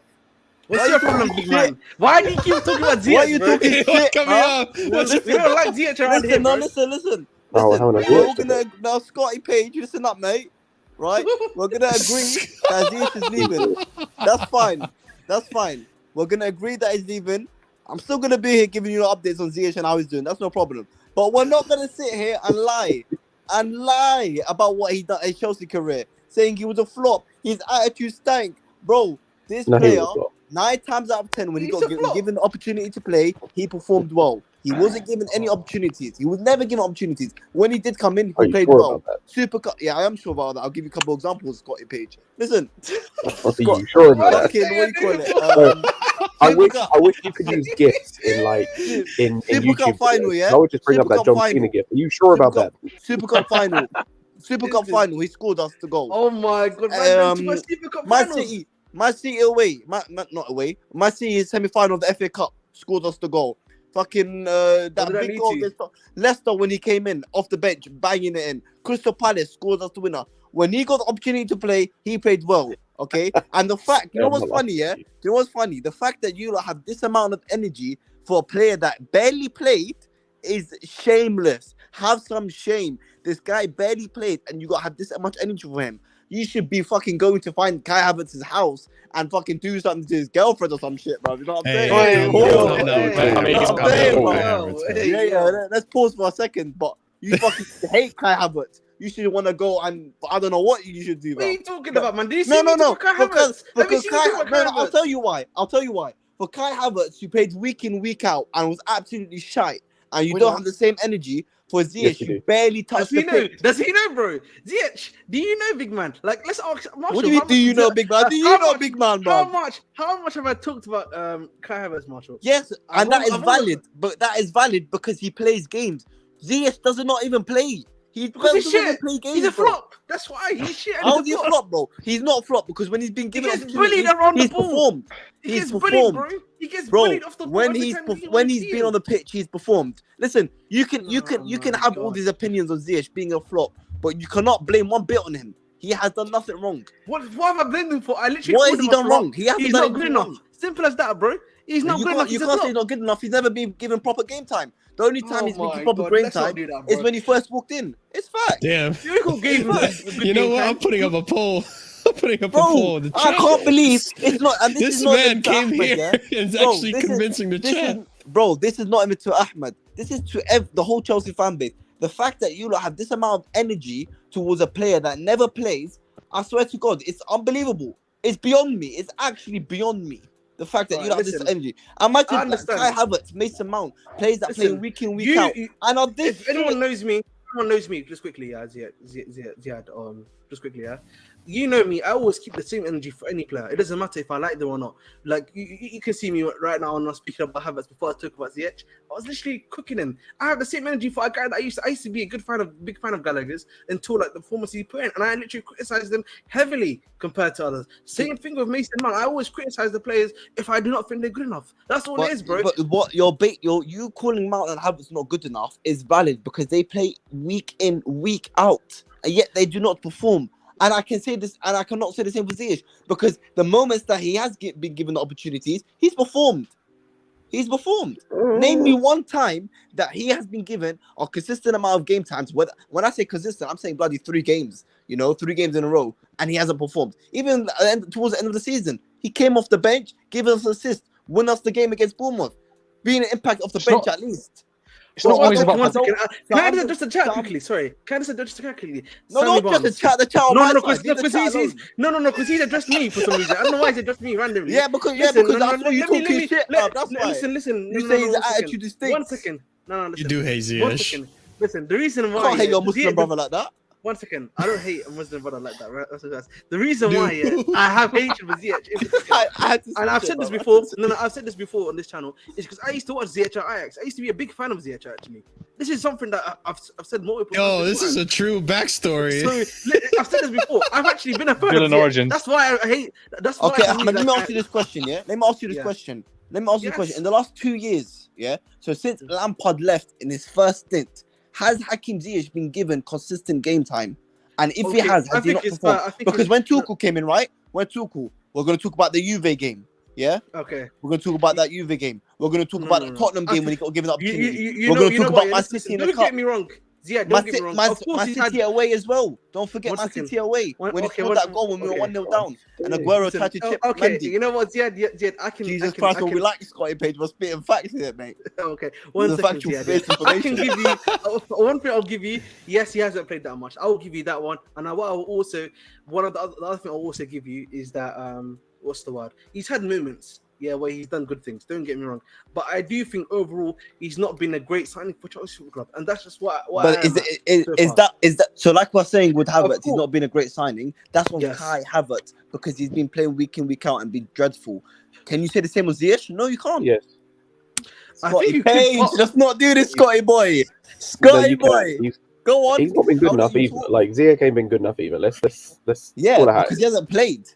No, he's still not been good enough when he has played. Okay, name me, show me, please. What was that game? What was that game where he literally got caught napping at a free kick? Like he was like walking, and they scored on the counter. Bro, he was terrible that game. That was against City. I can't remember what game against City it was. That was a game against City. He was terrible. Like he has had games where he's looked really good, and he's had games where he is terrible. He's awful. But we can agree, Scott, that he hasn't been given more opportunities like Kai Havertz and Mason Mount. No, he hasn't been given as much game time. That's fair, but he still has not been good enough. But when he's come in, Scott, and I've given you a few games and a few moments, he's done his bit. Sometimes. Majority of the time. But no, because people see him walking down, he's walking into the tunnel, and because they think, Ziyech is in a pissed mood. He looks so angry. What the fuck is that all about, bro? Can I just say quickly as well? Chris, please, bro. Please, bro. This one. 1 second, Chris, please. I actually need to address this, trust me, there's the one which is trust me, this is why Muslims take L's. Like, can you press that one for me, please? Because that's actually a serious thing. I want to address that. What did he say? Quite serious. It's Sammy Barnes. It says, trust me. Oh, Sammy. This is why us Muslims take. Are you okay, Sammy? 1 second. Yeah. No, I need to address that because that is a crazy statement. First, and secondly, I actually like Koulibaly. I've not even disrespected Koulibaly on this channel before, and he's a very Muslim brother. Has anyone here seen me say something about Koulibaly like that? No, I've never said anything crazy about Koulibaly before. What's Sammy, going on that's a bit too far, bro. No. I don't know what he's talking about here. What's the other one? Edouard Mendy, another Muslim player. Never seen me cuss out Edouard Mendy before. I've obviously criticized him when he's not done wrong, but I wish him nothing but the best. I don't know what this is, but listen, that sort of thing, is not something you should be saying out loud. It's not right. It's not the right thing to say. That's what I'm gonna say. Yeah, that was too strong. I'm gonna say something to you anyway, Ziyech guy. Anyway, Ziyech guy, like yeah, Ziyech has actually played 3 games. In the I'll take it. my I'll take it. Ziyech guy, bro. I'll take it. I'll fucking take it, bro. Ziyech has actually played 3 games this season. Started 3 games actually. Oh wow! Amazing. Yeah, well. Yo, look at this. No, I genuinely, I think He you played need to 89 time him minutes out, bro. against Time out, man, because that shit is crazy that he's talking about, man. Right against now. Crystal Man is talking Palace. about this is not a political channel. We are here to talk about football. At the end of the day, Sammy, just I'm not gonna tell him out, but he knows he needs to calm down. So Sammy, please keep Yeah, it. Sammy, Keep it hop tame. on, bro. I'll fucking grill you, bro. No. Yeah, don't I hop on, don't you're not I invited, don't need actually. Sammy hopping on. Yeah, you're not invited, no. Sammy, man. Yeah, Hold way that, bro. too You're not easy, invited. man. Listen. I know people. I know how Sammy acts. Let's keep it calm, right? Because Yeah, then let's this keep get it calm. political. I'm not trying to make it political. I'm trying to let you guys know that you need to smash that like button, and also that Hakim Ziyech and Koulibaly went to Saudi Arabia for. Let me do the math real quick. 25 million. 25 million. That's it. Yeah. Yeah. But listen, 25 million pounds, and yet we're complaining. Oh yeah, we just sold Kai Havertz to Arsenal for 68 million pounds or 65 million pounds with add-ons, and you're gonna complain like, oh, this is cheating, bro. We're barely making a dent into the FFP with the Deadwood players we're fucking selling to Saudi. So what the fuck are these fans and rivals talking about? Mm-hmm. I think they can cry, Marshall. They can just cry, man. They can hold that. The point in Pius's first tweet about the whole Kante thing, that's really the most telling one for me. You know, the fact that we wanted to extend this guy's contract and their wages lured him away from us. You know, how can there be a working relationship there when they just got in the way of what we wanted to do? You know, people don't look at these things, but it's clear as day. You know, they got in the way there, and that wouldn't happen if we were in cahoots.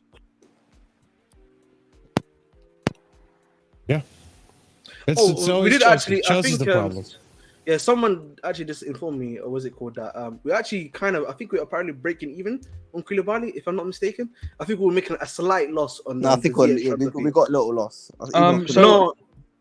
So Koulibaly, we bought Koulibaly for 34 million, I think, on a 4-year contract. So it's roughly 24 million left on the books. So we made a loss. No, I think because if you try, someone was telling me, I think it was in euros, it was similar. Maybe that's why they said they was making a profit at the time. My bad then. Fair enough.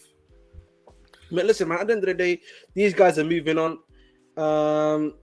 Listen, man, Koulibaly, as I said before, wishing nothing but the best. Ziyech is Ziyech, in my opinion. I'm gonna move past that on that talk completely. What a hater, bro. What a hater. Listen, Ziyad, bro, it hurts me. You know, Ziyad, bro, it's about to be round 2. When I was watching this guy in the Eredivisie, I was like, oh, I'm seeing something, bro. But what has he done to you, bro? What has he done to you? Why is he I was joking when I said it's about to be round 2. No, it is round 2, bro. It is round 2. And Scott, you can get involved as well, no, mate.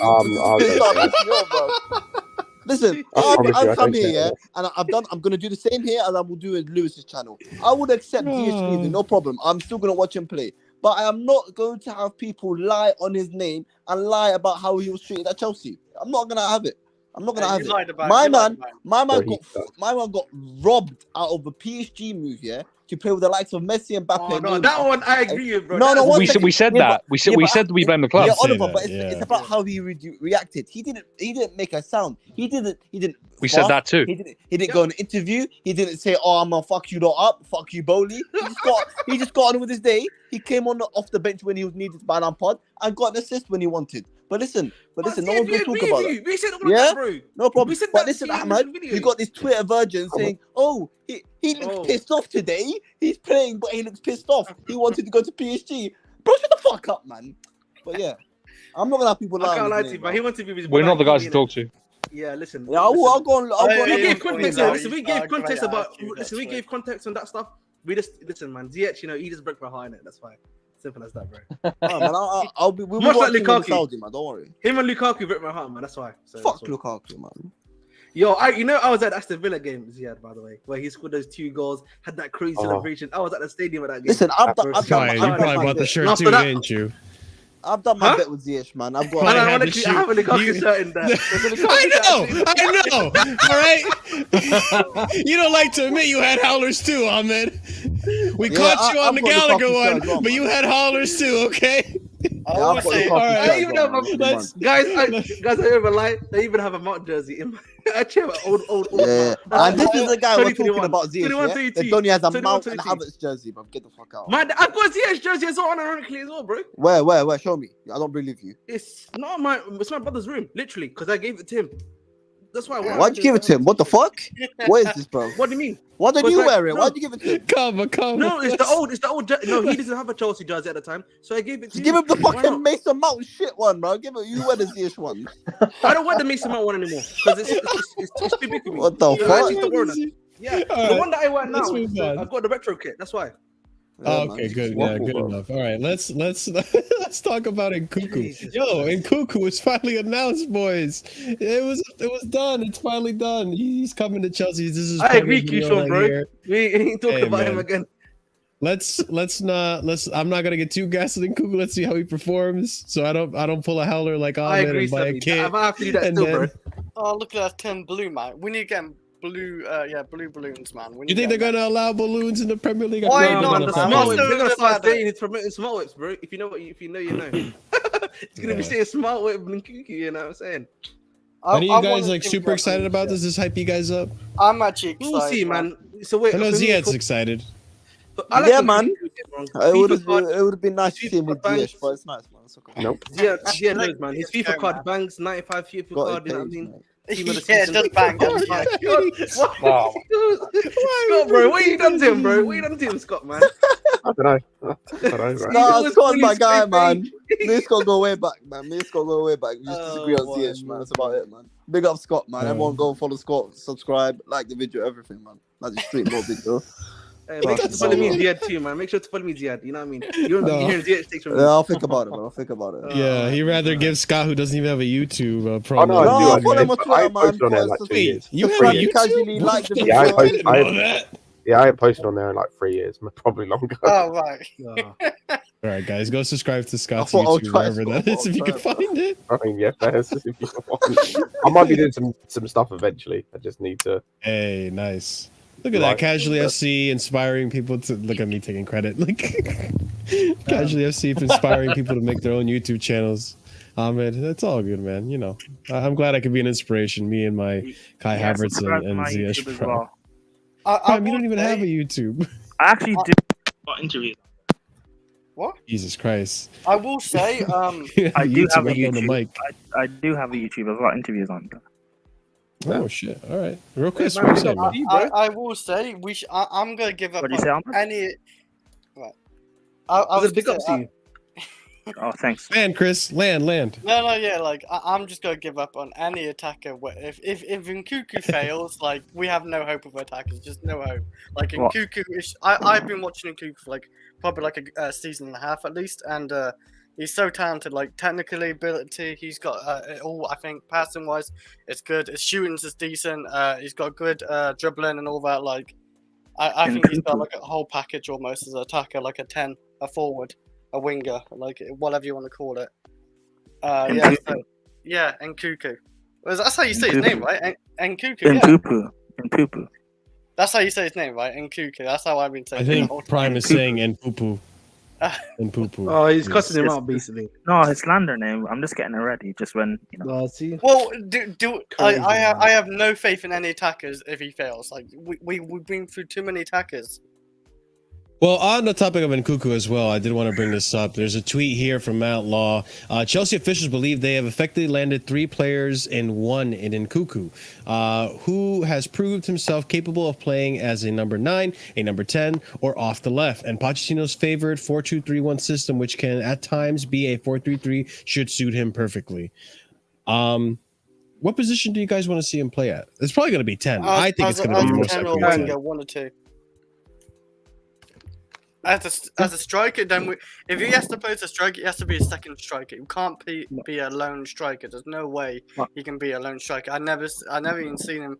I don't think ever play as a lone striker. So yeah, like no lone striker. Just second striker, winger, or 10. That's it. Marshall. Talk to me. I mean, the last Bundesliga guy we spent big money on that we were told can play 9 and 10 and off the left and off the right. Look how that turned out.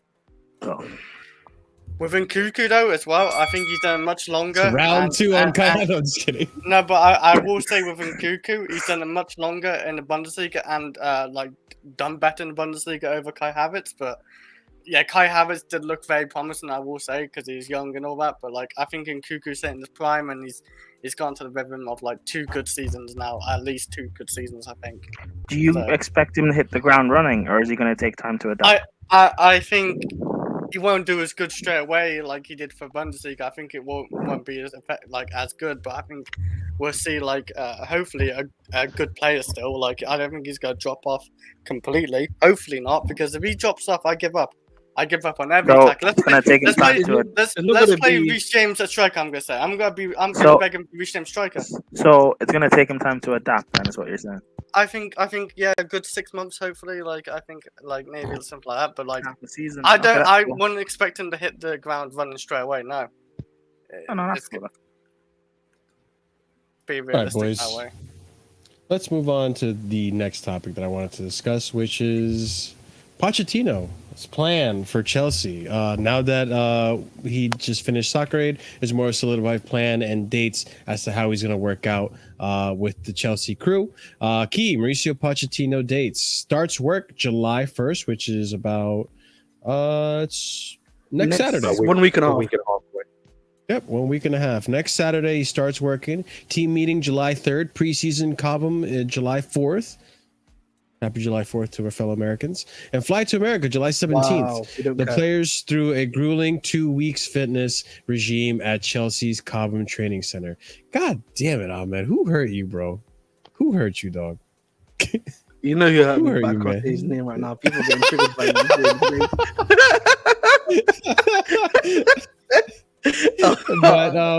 But this is getting exciting, guys. Pochettino's getting really close to starting to work. And listen, I think from July 4th, which is about 2 weeks away, we get to see the boys start training again. We get to see them on the pitch. They didn't really get much of a break internationally because they're still playing, right? But hey, but you know what I said last time, bro, about preseason. Preseason usually tells you if your team's going to be good or bad.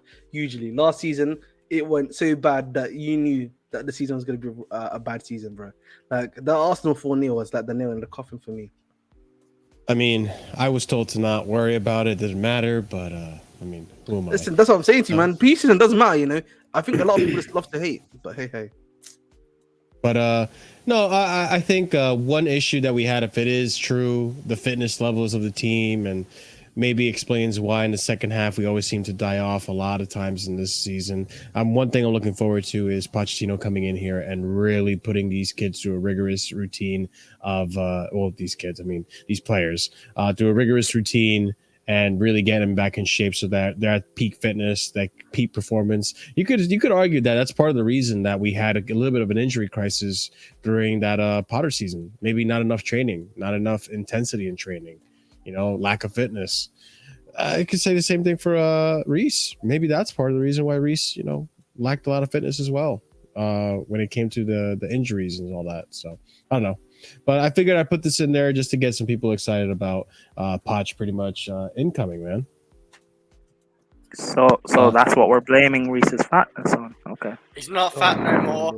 Prime. I didn't say fatness. I did say fitness. So we'll say. Sorry. I misspoke. Some people call it bulking. Other people call it. No, he's just a bit bigger. Like he's like 10 kg, like 91 kg, I think. And now he's dropped down probably. Oh my bad. Sorry, maybe the camera does add 10 pounds then, because when I see him, but never mind. Wait, when you see him in person, like what? Hold on, what's going on here? Apologies. Never mind. Move on. Sorry, Marshall. I'm derailing your show. Move on. Man, listen, we don't need to talk about fat people, man. All right, let's move on, man. Simple as that. Yeah, we don't need to talk about restraint. Let's talk about more. Speaking of fat people, let's talk about Lukaku. 150 kg. This man If there's Piece of anyone, shit, man, smells like a little bitch. if there's Fucking anyone, This wanna that you be should American, directing man. your anger. Dickhead. This Absolute is anyone waste, you should man. be. This guy. All right. Anyways, understand Romelu Lukaku has decided to continue in Europe despite important proposal received by Saudi. He's not joining now. Lukaku appreciated the effort. Fuck you. But he's not ready yet to leave European football. Inter have ball in their court. No agreement yet with Chelsea. Moving on to the next tweet. Big article coming out in Italy from Core Sport about Romelu Lukaku. Lukaku is unhappy with Chelsea's attitude as they've tried to push him to Al Hilal, and he is planning to go to London after the Estonia game, probably with his lawyer. Are you fucking kidding me? We Cry move on some to the more. last tweet here. Understand there is no changes at this stage on Romelu Lukaku's position. He has no intention to join Saudi clubs as he already communicated on Monday. Both Saudi clubs and Chelsea insist on convincing Romelu Lukaku, but nothing changed on players' side as of today. You know what, Lukaku? I don't care. All right? Yeah, man, Inter listen. doesn't want to pay for you. Yes. They want to be cheap, and you're not good enough. Because if you were good enough, No, they don't want to even Real be Madrid cheap, would bro. come They're for you. broke. Bayern would They're come for broke. you. Hey, can we get some violins in the chat, please? Yes. Yeah, violence. Listen, in the man, chat. I'm gonna speak on Thumbs this up in the bloody chat. bastard. Thumbs up, merchant. Let's Fuck talk off. about this bloody bastard right here, man. You know what I'm saying? This bold fraud. You know what I mean? This guy who's flopped in 3 finals. You know what I mean? He ain't got Respect that R9. ice Respect R9. You know what I'm saying? Yeah. Let's get started on this guy. Are you know, shitting listen, me right bring now? bring your lawyers, man. What is your lawyers going to do? What the club has player power over Yeah, you. that's the They other thing can too. choose. What are you They gonna can do? literally choose. The players, listen, the owners literally have a choice of where you have to go. It's just about you agreeing with it. Yes, you want to go to Inter? They don't have the money for you. They're broke. Okay, then we want you to go to this place. We're gonna send you. It doesn't matter. Thumbs up, merchant. Okay, if you don't want to go, we'll just take you to under 23s, or you just won't play. Let And then him that go. hurts your career, bro. Wait, That will hurt your career. Ahmed, Yes. why is this like vex you? It vexes It's- me it's because how clearly Lukaku's the attitude. club, clearly I feel like clearly the club is trying to like find something for him, and like he keeps on just rejecting, just saying I only want to go to Inter, I only want to go to Inter. And the reality of the situation is that This man's so Inter don't- entitled. Inter does not have the money to buy you. The club wants to sell you. They're not going to do another loan for you. They've informed you of that. So either you get told Inter to get their money up, or you're gonna have to find another Yeah, alternative. we know things are gonna happen anyway, and he'll eventually be gone. Like I don't like it is what it is.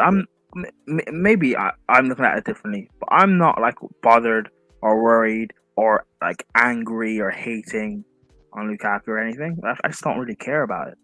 I just think like I think the problem with him is just ego, bro. Like surely he himself must realize here that the situation is not palpable, it's not usable, but yet he still is trying to remain strong-headed in the fact that something's not going to happen. He's got no But self-awareness. what do you mean? Like the situation is not palpable? Like as in, like he. What do you mean by that? Because he doesn't want to come back to Chelsea anyway. No, but it's not. This for me, the issue isn't about not wanting to come back to Chelsea. We all of us here know that already. The problem is where he goes next. Clearly, the club that he wants to go to, we all know. Everyone here in the chat knows that he doesn't have. They don't have the money to buy him. We know Inter's in debt. We know that. We know that all of that. The club. Bro, it's not that they don't have money. He's just shit. He will go then. They don't want him. Thank you, Ahmed, Ziyad. Thank you. They don't Ahmed, want him, bro. He's shit. Ahmed. Yeah. I mean, he'll have another loan deal at Inter, or he'll go to No, another but the club Serie A doesn't We're want not to doing loans. Then hold We're not on, hold on, or he will go to another Serie A club. I don't get why. But he doesn't want to people go to another Serie A club, bro. That's the Yeah, problem. Brian. Again, he says that now, but once it gets closer to the end of the window, he will move. I was going to say that would be the most Lukaku thing ever, to preach his love to Inter and then go to another Italian club. That's the thing too. That's why I'm like, I don't get why people are angry about this. But the thing is, like, here's the thing. He could easily make the move to Saudi, make his bag, which is part of the reason why he came to Chelsea, right? He was making the bag. But, like, as much as he says, I want to go back to Inter, and all this and that and bullshit, like, we all know that if he actually played decently, he actually played well, right? And had a good season, and let's say PSG or, like, Barcelona or, like, Real Madrid or Bayern came in for him, he would leave Inter in a freaking heartbeat. He would not give a shit. This guy moves with the wind. But he just wants to stay at Inter because he just doesn't want to go back to Chelsea. You know what? You're right, actually, because didn't he say that, like, oh, I wanted to go to Real Madrid or Barcelona, but oh no, they didn't come in, so Chelsea are like the alternative. He said that. Bro, it's not good enough. He had all this season, minus the injury, obviously. I will say he did have an injury this season that took him out for, how long? Like 3 months? It took him out for a bit. Yeah. But regardless, even when he had playtime, like, bro, oh my God, what's his name? I'm so bad with names, guys. Who was the striker for Inter Milan? Lautaro. Right. Yeah, Dzeko and Lautaro were playing over him, you know? So... I thought they looked better. Like, I just still don't think people should be like angry about this. He eventually will end up leaving. Like, Inter can say they don't want to, spend money or bring him in again or whatever. But Dzeko is just getting older. He's leaving, isn't he? Dzeko? Okay, yeah. So he's gone. Okay, so they eventually will need a striker. He's either going to go back there or he will go to another Italian club. I don't think people should be spending their energy being angry about this.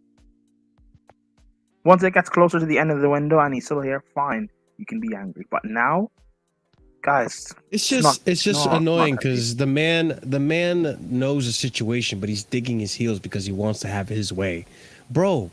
You're under contract. Chelsea technically own you. You don't own Chelsea. Chelsea aren't going to give in to your demands. Yeah, we said we are not going to loan players out that aren't part of the plan. That's been touted by Chelsea and Bowley and all of them. Why do you think you feel the need to be the exception? Then we'll eventually send him. Like, well, you say he's acting like a child, but like, what am I trying to say? If he's acting like a child, then we can treat him and discipline him like how you would a child. Like, again, I don't spank him. Like, what's going on? No, send him to play with the kids. No, but not spank. I don't want him playing with our youth players. I don't care. There's no superstars there anyway. No, you say that, but I don't want them disrupting our academy players. Anyway, like, what my point still stands. He's eventually going to be gone. If it's closer to the end of the window, we're 2 weeks left or 3 weeks left, and he's still here, fine. You guys can be angry and be complaining. But now, when we're doing good business, getting rid of these bums, don't let a Lukaku get you guys down, guys. Come on. I get that.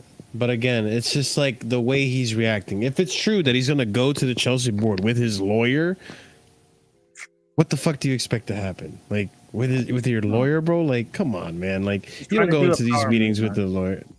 Exactly. Like, that. Why do a power move, man? Like, what are you going to get out of it? It's just like, when you're going into a situation with your lawyer, it's because you're trying to, you're trying to have like fighting words and like make a serious case for yourself. It's like a serious thing to come in. You don't go into any meeting with your lawyer just to have a nice chat, or to be reasonable.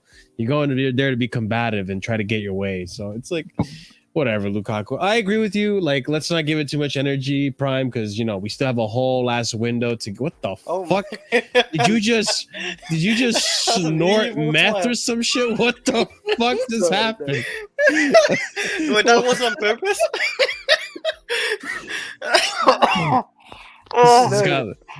You should see it play back, Ahmed, and see how it looks. Guys, why do you think we call him Ahmed? Oh my days, bro. Firstly, I don't need drugs, guys. Kids don't need drugs at home. Don't do drugs, kids. You can check my nose, guys, if you want to. I mean, does meth even go in your nose? I don't even know, man. I was always doing cocaine, but hey, that's all my bad. Yeah, but anyway, guys, we're getting rid of these bums. We were just having a Kai Havertz celebration day. Don't let Lukaku get you guys down. Inshallah, man. Inshallah, fast. All right. Well, anyways, boys, before we continue the show, smash that like button. It helps the channel. It helps spread awareness into the YouTube algorithm that this channel exists. We are well on our way to 1,900 subscribers. If you haven't already subscribed, help us get there. We're very close. We're only like about, 40 or something away from getting there. So if you guys want to help us out in that manner, please help us out.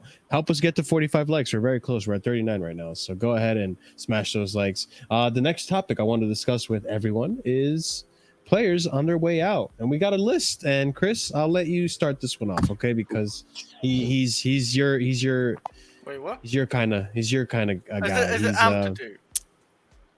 Yep, you got it. Ah. Anyways, Felix Johnson, understand that Ethan Ampadu is set to leave Chelsea on a permanent basis. Chelsea have told Ethan he is free to leave. Poch has not given Ethan his verdict, but at this stage, he is set to leave. Top UCL level clubs in Italy interested, and Prem clubs, but nothing advanced yet.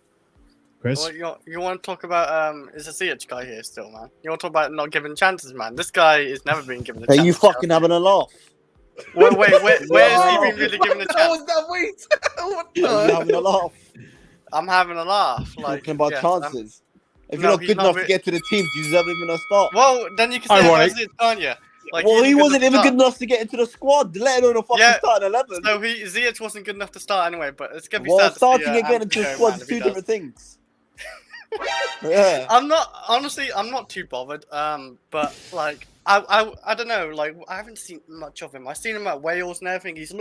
Honestly for Wales he looked quite good. I think most of the time. I think he's looked solid. And actually at the midfield role, like as a DM, he's actually kind of grown into it a little bit more. But I've not really seen him at Italy, so I can't really say like is he done well there or not. He got like, relegated again with his team this season. No, but Marshall, he's reportedly been playing really well for those. Yeah, I'll say he was one of the best players. From what I've heard, from what I know, and I've heard from him, from like I know a friend of mine. She's a big Ampadu fan as well. She said that he would be a very good squad player for the club, innit? Someone that would be like, a good bench option. I'll put it to Like a people this way. Rob- I'd rather he got all the minutes Gallagher got this season.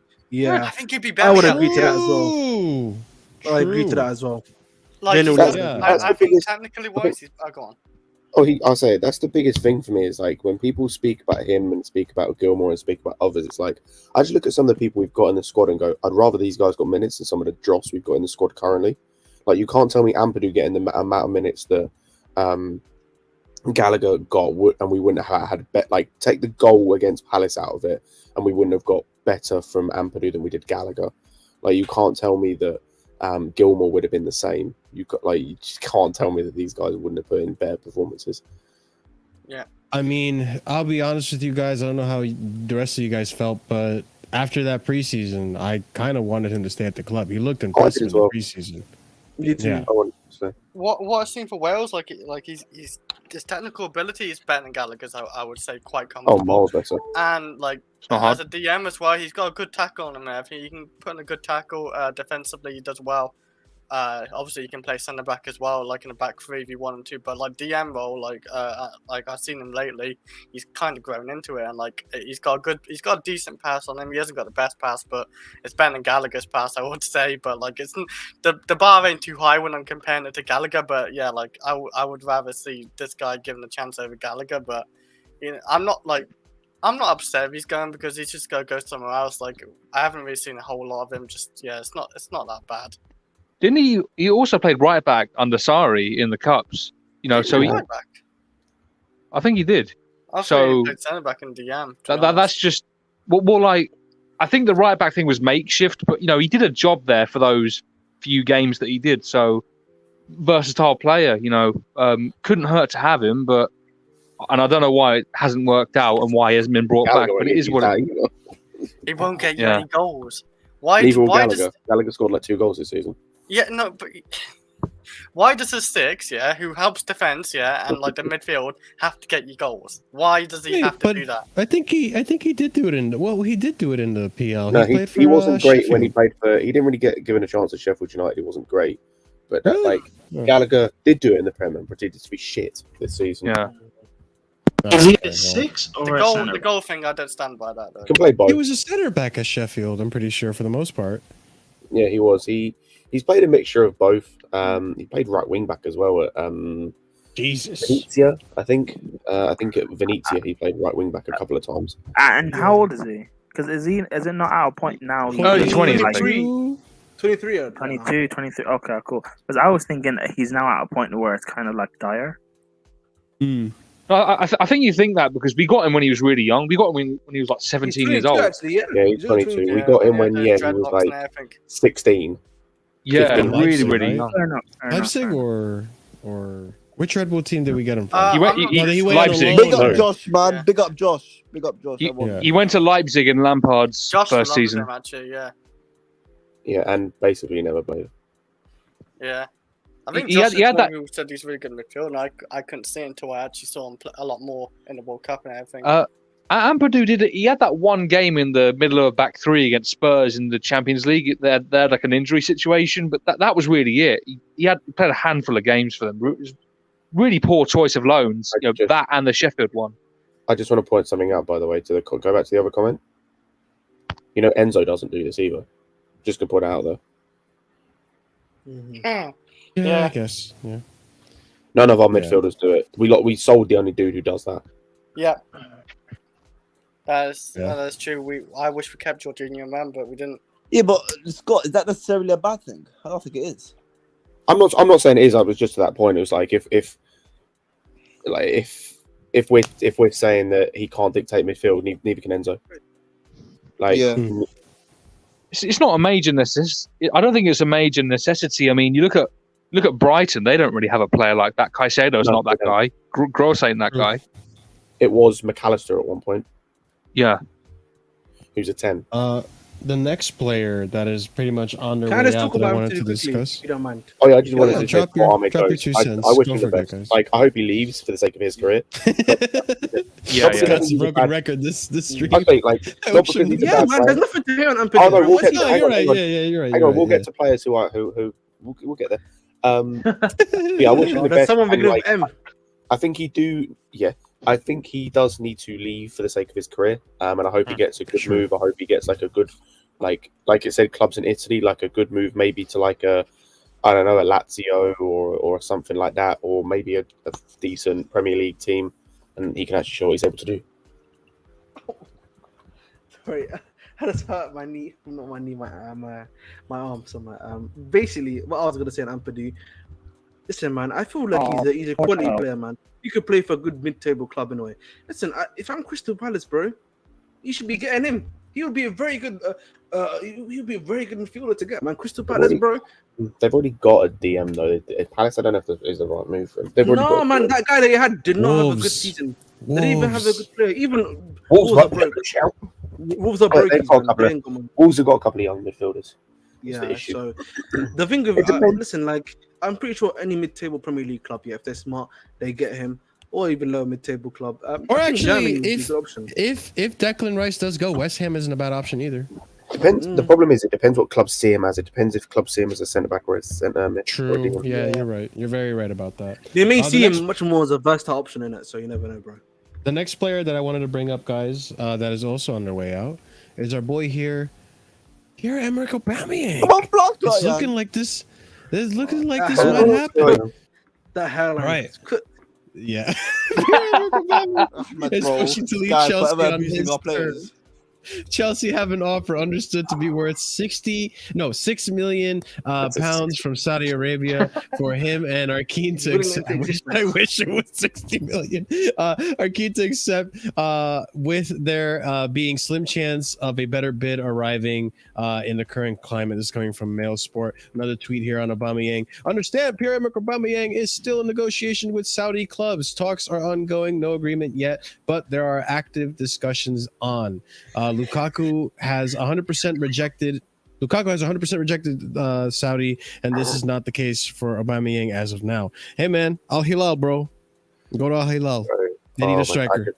I just looked, by the way, in terms of what we paid for him. We're actually losing like 4 million on him.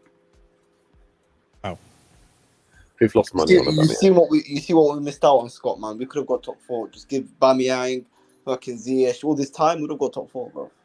No, fuck that. That's sad, bro. me. We still on this topic, man. Let it go, big man. Who the fuck is paying that It's over. noise? Fuck you, Marshall. What the fuck, bro?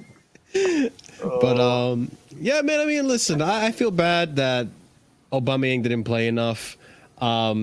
I think he should have been given more chances, but the stupid clause of the what was it again? It was like it's something to do with we had to pay him more the more he played. Appearance bonus. That was like I did give the ownership flowers for the business end of things, but that's one bit of business that was a howler. Fucking terrible. To give a player more of an income based on appearances is ridiculous. Basically, essentially making him useless at some point. Once you play him enough, like you're like, oh, no, you can't play him because we got to save money. Like, it's absurd. It's absurd. So I'm sure if that clause wasn't in that contract that we got from Barcelona, then I'm sure we would have been fine in terms of him playing more often. He probably would have gotten more goals because there were moments earlier in the season where he looked pretty good with our attacking three. So. Yeah, it's just absurd that was even. True story about Aubameyang. Yeah, true story. Last game of the season, I met him outside the stadium. I was just speaking normally about how he's leaving or whatnot because I already knew he was leaving, and he was just chill, nice, humble guy. Told all the fans around, sorry it didn't work out. All the best, and he got on with it, and he left. So it's sad. It's sad. He's genuinely a nice guy. Very sad. Are you a season ticket holder, ZIAD? Say that again. You're a season ticket holder, ZIAD. Member, but I got a lot of games. Yeah, same. I'm a member as well. Yeah. Yeah, man. Me and Lewis. Lewis got to meet him. But we miss Scott, man. We miss Scott. Scott's usually there, but Scott one day, man. But yeah, nice. Scott had to leave too. Big up to Scott and Chris. Thank you for joining the channel today. But yeah, man, it stinks that it didn't work out at Chelsea. But hey, I wish him the best wherever he goes. Saudi Arabia. I think he should go to Al Hilal. I feel like they haven't made any move for like a striker or anything yet. So let's go for it, man. Al Hilal. We got not Lukaku. I'm sorry. We got Aubameyang one team, Ronaldo in the other, Benzema in the other one. Come on, man, do it. Ziyech in the other one. That's all good. We move. And then the next player on the way out that we have to discuss is our boy here, Callum Hudson-Odoi. Exclusive. Callum Hudson-Odoi has been approached by 2 Saudi clubs today. Talks have not started yet on the player side. Not clear yet whether Cho would accept Saudi move or not. Coming from Fabrizio Romano. Hey, listen, man. Go on. Listen, this is a sad story, bro. Your career has easily ended at the age of 22. When before the season started, I spoke about the idea that Callum Hudson-Odoi was kind of on his last lifeline, and for any attacker, if you cannot do it in the Bundesliga, you're not going to do it in any other top 5 league, in my opinion. And we saw what he did in the Bundesliga, and now if you look at the reality of the situation, no Premier League club is coming after him. We've not had any rumors about Championship clubs coming after him either. That Achilles injury really just killed his career, in my opinion. We remember before that, him and Ruben, when they were both playing in Europa League football under Sarri, amazing players, bro. They were amazing players at that time. It is what it is. Listen, Callum Hudson-Odoi, bro. Hopefully, he has the right people around him that realize that his career is basically done right now, and that he attempts to get the bag at Saudi Arabia. Good luck, big man. Go ahead, Oliver. You wanted to say something. I was just going to say, we went on this whole thing earlier about, putting the rivals in the mud about our conspiracy with Saudi Arabia. If this goes through, investigate us. Just if this goes through, I totally see their point because, wow. How this just cannot happen. There's no explanation here that makes sense for this going through. Yeah, no, I kind of agree with that. I feel like this one's cheating a little bit. I feel like it's cheating a little bit, just a little bit. But listen, I don't know. I can't say what happened at Leverkusen. I can't speak to it. But listen, if the man didn't play, it's probably for a reason, and it stinks. They don't want him back. I feel like he could cook in the MLS, maybe, right? Maybe he could resurrect his career there. The MLS is too high of a brand for him. to do well. Oh Jesus Christ, that's bad. Hey, What do you mean? man. It's real. It's real, bro. I'm just being Yeah. real realistic, honored. You know, same thing as ever. Listen, man. Yesterday, you know, I got called. I was texting someone to do a collab with, and they said that are you from Saudi Arabia? So listen, man. Apparently, you know, I look like Saudi. So listen, as a Saudi guy, to Chelsea Football Club, Oh bring him my in. days. Someone actually called me Saudi. I was like, "Are you from Saudi Arabia?" I couldn't believe it, bro. Oh man, they thought I could speak Arabic as well. Wowee. So, hey. Well, I mean, yeah, let's not get it confused, right? Ahmed is I'm who are you definitely again? black. From Somalia. You're African. Somalian. Okay. I was gonna say Ethiopian. Somali, sorry, not Somalians. Definitely not Ethiopian. All right. But that being said, listen, whatever happens to Joe happens to Joe. He had a chance. Let's Chelsea get to didn't the work real. out. Let's get to the real news, man. Let's get to the real news, bro. Oh, you want to talk about Davis and Dr. Fofana going to Galatasaray potentially? Let's get that news, bro. Let's get to the real news, bro. Real quick though, let's just touch on this, okay? We're almost there. Be patient. Good things come with patience, you know. It's all about You meant to say the patience is a pregame. virtue. It's all about the Patience is a pregame. virtue, mate. Patience is a virtue. That's what you need to say, man. Yeah, that didn't bang. Yeah, I'll keep that one. But hey, man, pregame. You gotta tease a little.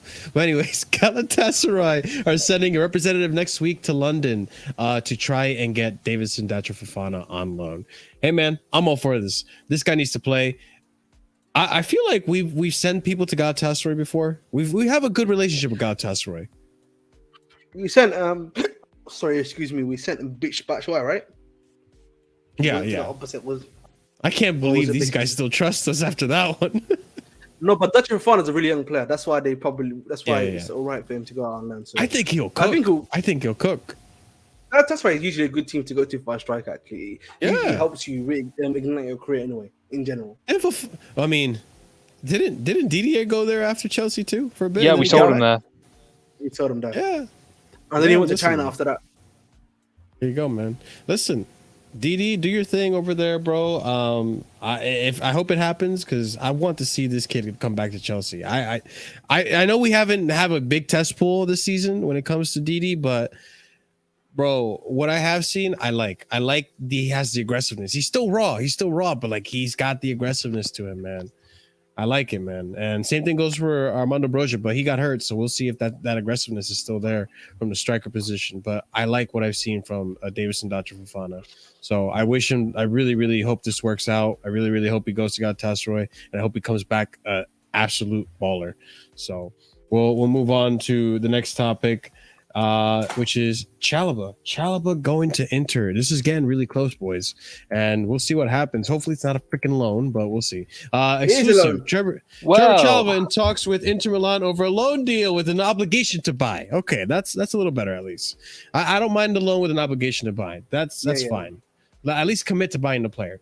But Chelsea want a buyback clause, which is proving to be a stumbling block at the moment. This is coming from Bobby Vincent. Yeah, what do we think about that? I don't mind. I would like a buyback clause because I think he's a good player. The other situation is he's not got a game time at Chelsea Football Club. The club already bought what they consider to be their future centre backs plus Levi Colwill, and that's pretty much it. There's nothing more to say. If he doesn't want to be a bench option anymore, I want to get as many subscribers. No, sorry, not subscribers. As many what's it called? This man's on YouTube mode. God damn. Yeah, then let him do that, bro. At the end of the day, man, let him cook, bro. I'm happy for him. Yeah, I'm happy for him too. He's a good player. Clearly, that Inter Milan trip, that Milan trip he had, did wonders for him. Didn't get any racial abuse, which I'm kind of surprised by. But we move, you know what I mean? If you know about Italy. I don't. Sorry, Ahmed, you're on your own on that one. No, well, Italy's quite racist. That's why I'm saying that, because as someone that's been down. Okay. Well, we'll see. I mean, if he plays well, they won't have anything to say. I think he will play well. How nice of you, man. Just play well. That's how these. I never saying the N-word. Listen, it sucks. It sucks that it's that way in Italy. But I mean, maybe his own fans won't have something to say, but maybe his opponents' fans will. Yeah, if he plays well, what's going to happen? Oh, to the true. opponents? You're right. That's a good point. I didn't even think about that. Flops on down. I add a little bit of a howler on that one. Oh well. But I mean, yeah. Tamori's over there and he hasn't faced anything that I know of. Yeah, no, Not that we actually has know against, of. the Lazio fans, isn't it? Because the Lazio fans are just criminals, man. What But I will listen- say is though, if we do get rid of, can you not hear me? Yeah, we Yeah, can we hear can you. hear you. Unfortunately. Yeah, I know, man. Sometimes I tell that to myself. But listen, if we do get rid of Chalobah, I do think we need to get in a centre back. Sadly, Really? yeah, I man. agree. Right centre backs Fofana could pick up a serious injury any minute. I mean, anytime he plays, and Thiago Silva's getting on. So I do think we need to get our centre back. This is why I don't see the sense in us selling Chalobah. We don't need the money anymore, bro. But How I much don't know players if we're selling? you, I don't know if you saw the news. What's it called? ZIAD, but apparently we might be going in for Disasi, who was what's it called? Who? Disasi is basically Benoit Badiashil's teammate, centre back partner from Monaco. Bro, what? I think I did see that. Chalobah's a good centre back, man. Let's just keep him. No. Yeah, but the reality of the situation is, if he doesn't want to stay and there's a good offer that comes in, I don't think Chelsea can say no to that. I Yeah, don't. of I don't course, think. I don't think it's that he doesn't want to stay, Ahmed. I think he does, but he needs game time, and he's the type of player that I said before. Like, he only plays well when he plays consistently. If you bring him off the bench, he doesn't have that match fitness. He doesn't have that match sharpness, and he makes those errors, man, that like cost him sometimes. Like, it's scary.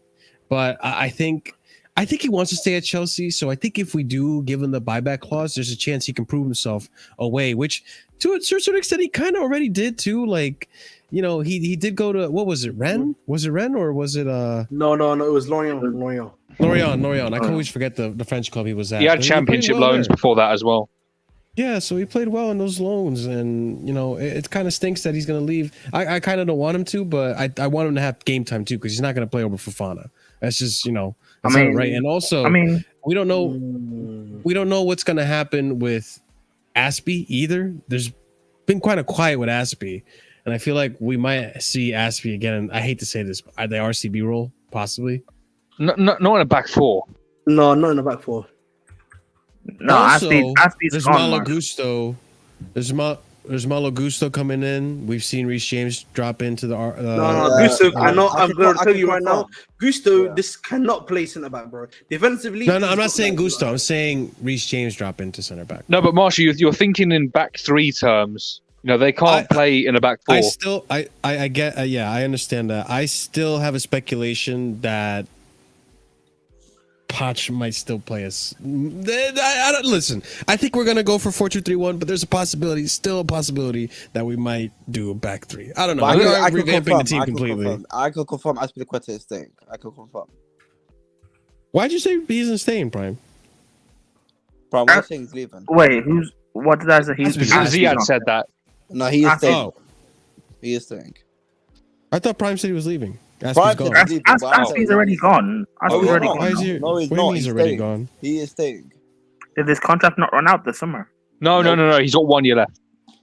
Yeah, he's got the next season. And And I- then- I can Okay. confirm My he's bad. staying, I assumed 100%. I thought this was his last year. Was Because the third club interested in him? everyone was doing a send off for him, no? No. Do you know what was what's No, funny is, Prime, is no. everyone thought he was leaving, even though his contract wasn't over. Oh, I thought I his never contract understood. I was- didn't understand that. I assumed with all the everyone doing the send off stuff, I assumed Yeah. his contract was running up anyway. No, he has 1 year left, but I think people had Close. the idea that maybe the club Yeah. would sell him for a little bit What? of cash Yeah. to let him go. That's what I think people. We're thought actually about gonna have a club legend that retires at our club. Not retires. I I'm don't not listen. gonna I don't retire. mind him staying one more year if he's just part of the squad and doesn't really play much.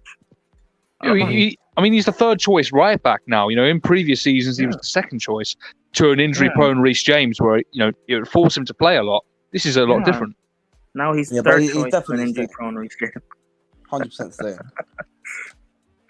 All right, boys. So before we go on with the topic that you all want to talk about, with just the latest news, right?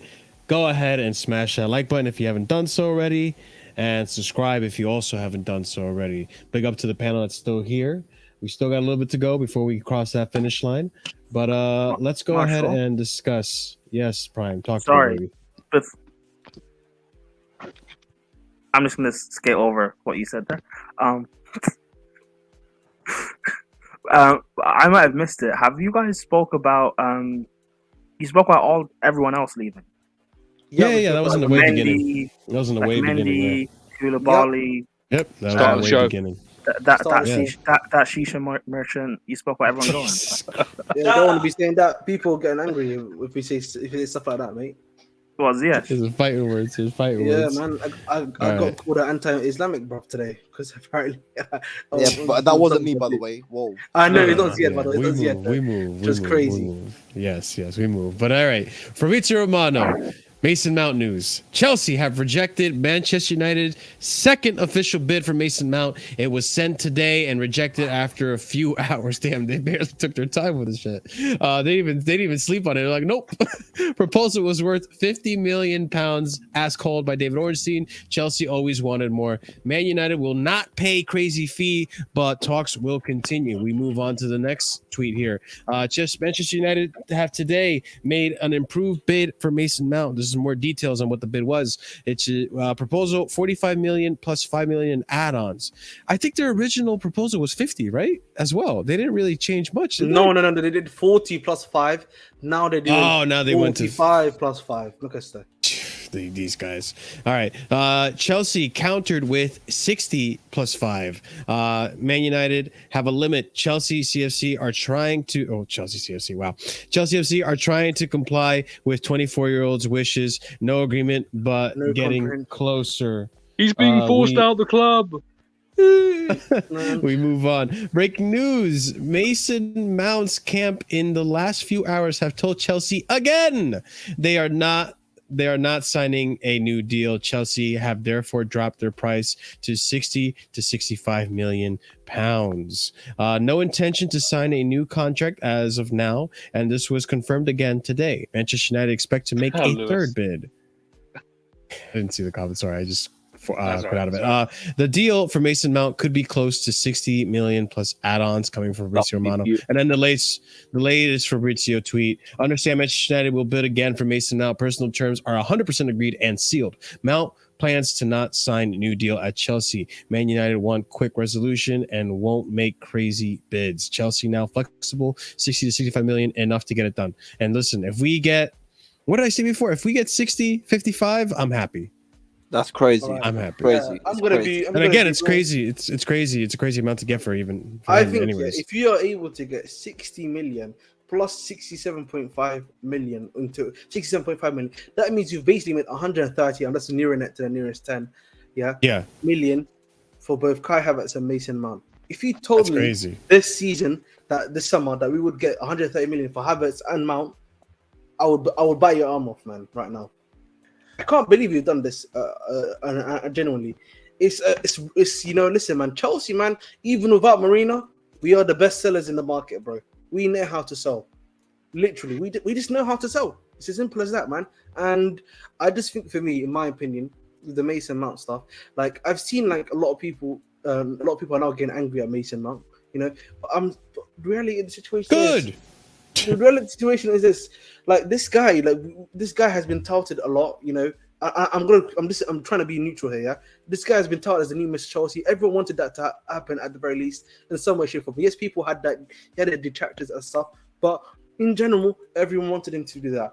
Clearly, something's happened between him and the club, obviously in terms of contracts, but the way he's handled himself in particularly has not been great as well. And that's, I think, on some level, we need to be honest about that. Him and his dad have not handled the situation great as well, from what we can see so far. And to now, be trying to force his way out of the club, it's clearly the final straw. What makes it, I think, really hurt for a lot of these fans, is particularly the fans that particularly like Mount in general, because I was always neutral on him. I didn't really like him, didn't really hate him either. I just thought he's a Chelsea footballer. I always support him, right? Is that they did a banner for this guy. They did a banner for this guy. The boy who had a dream, right? Stuff like that. And look what he's doing to them right now, forcing his way out of the club just to go to Manchester United. That's what I'm saying, bro. I think what we need to realize here, the moral of the story, I think, really, a player like Mason Mount, is that you listen. These young players are not loyal to the badge.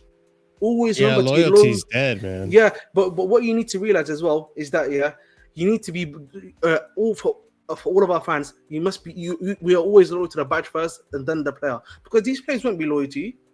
Look at this. This is a guy that you've seen in Cobham all the way under 21s. He's won you a Champions League, Super Cup, Club World Cup.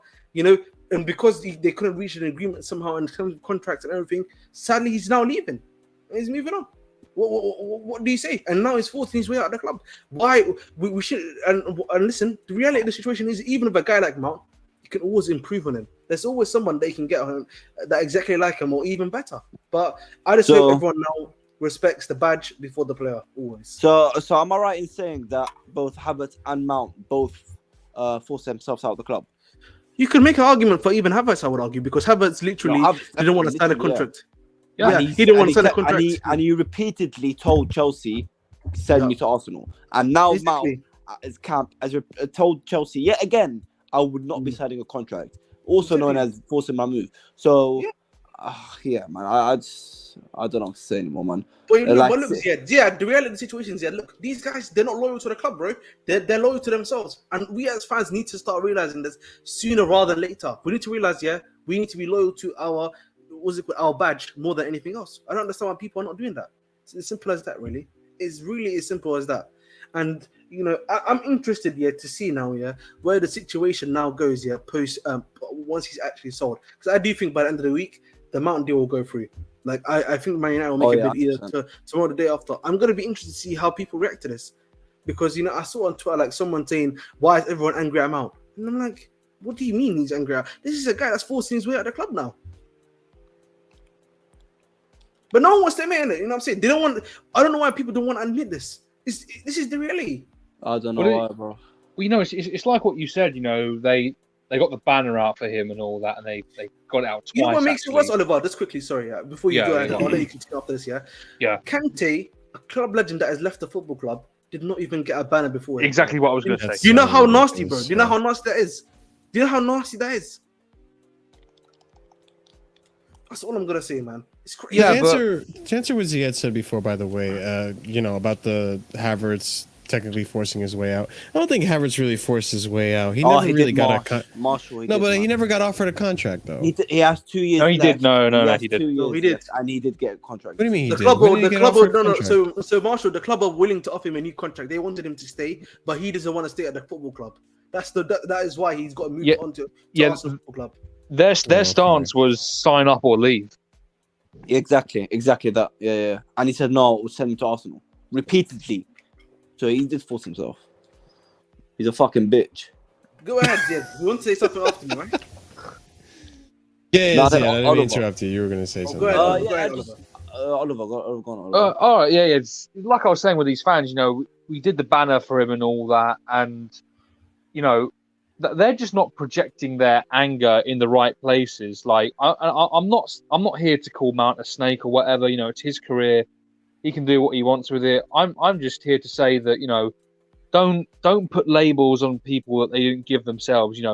Proper Chelsea and all that, because you're just like you're creating a delusion for yourself, and eventually it's going to come back to bite you, and you're yourself up for failure. Yeah, you're setting yourself up for failure, and you look at the way some people have been reacting. This is what happens because of it. They create these delusions, and then when reality starts to seep in, they don't know how to react. So they freak out and they create conspiracy theories, and it just leads to what we see now. So I think that's a lesson a lot of people need to take into the future with any player. I hope that's a lesson they take into the future. Whether that be an academy player, whether that be an English player, whether that be a player bought from elsewhere, etc. It doesn't matter who it is. Just don't put things on people that they never claim to be. And like Ahmed said, badge for the player. Yeah, 100%. And yeah, I mean that's the other thing too. Like guys, what Oliver said. Don't listen to what a fan base. Don't do what these fan bases like to do lately and put these players on a pedestal. Like at the end of the day, what speaks most is what happens on the pitch. What speaks most is like the performances on the pitch. And like, yeah, I think one thing that comes to mind right now. I don't know why. Really, I don't know if it really relates too much to this. Like I look at players like Enzo, who really give a crap about the team. Like they really truly give a crap about the team.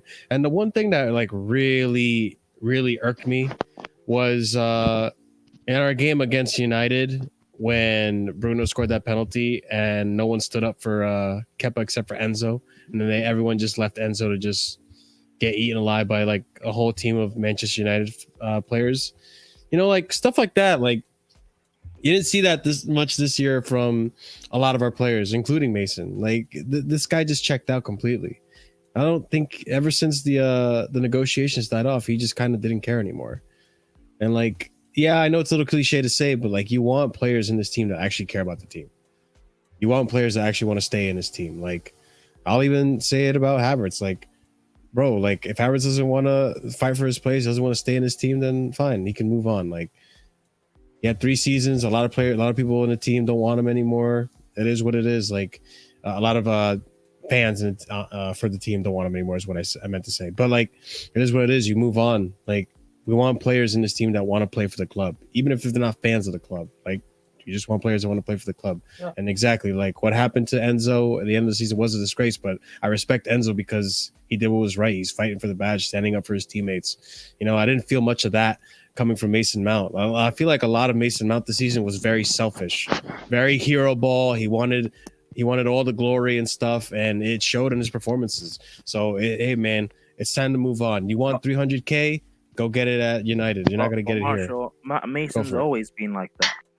He's always been that selfish hero ball. And by the way, like, I get it. That's fine. If I'm a player in that position, like, you know, I want to make my money. If I'm not making it here, I'll make it elsewhere, even if it's at a rival. I get that. Football's a job.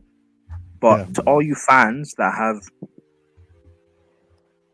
shamelessly backed him over supporting the club, like this is your guy that you've lauded up as you know, a proper Chelsea. You've paid for the banner and supported him above everyone else, you know, saying that he gets into our all-time 11. He's a Chelsea legend. He's a bigger legend than Kante and Aspie. What now? He's going to one of our rivals. What happens now? Are you going to now turn that into hatred towards Bowley, who is doing everything he possibly can to make up for last summer to get rid of these players that don't want to be here? He tried giving Mount a contract. He tried giving Havertz and etc. contracts. These guys don't want it. They want to leave, which is fine. I don't hold it against them. They can go. Just like Werner wanted to go, he left. Well, here's the answer to that. You know, of course they're not, because like, you know, you look at players like Ziyech and Pulisic, they want to leave and they get labelled snakes. We're not going to see the same energy here. I'm not going to. Well, we saw it in both reports. Havertz pushed for the move. Mount's people told him that he don't want to resign. They want this. This isn't he's getting forced out. There's no brown envelope. We tried really hard for Mount too. Yeah, even Poch wanted him. Yeah. Do you think Frank, who treats Mount as his son, would have not played him? He was injured. There wasn't a contract issue. No, I don't think he was injured the whole time, was he? He got a surgery on his pelvic bone, I think. Yeah, the pubic bone, whatever. Yeah, whatever it was. Yeah. Okay, fine. That was actually fair enough. But my point still stands. Like, listen, they don't want to be here, which is cool. But I hope people don't correct. I hope, and if Rowan was still here, Mount would be staying. Well.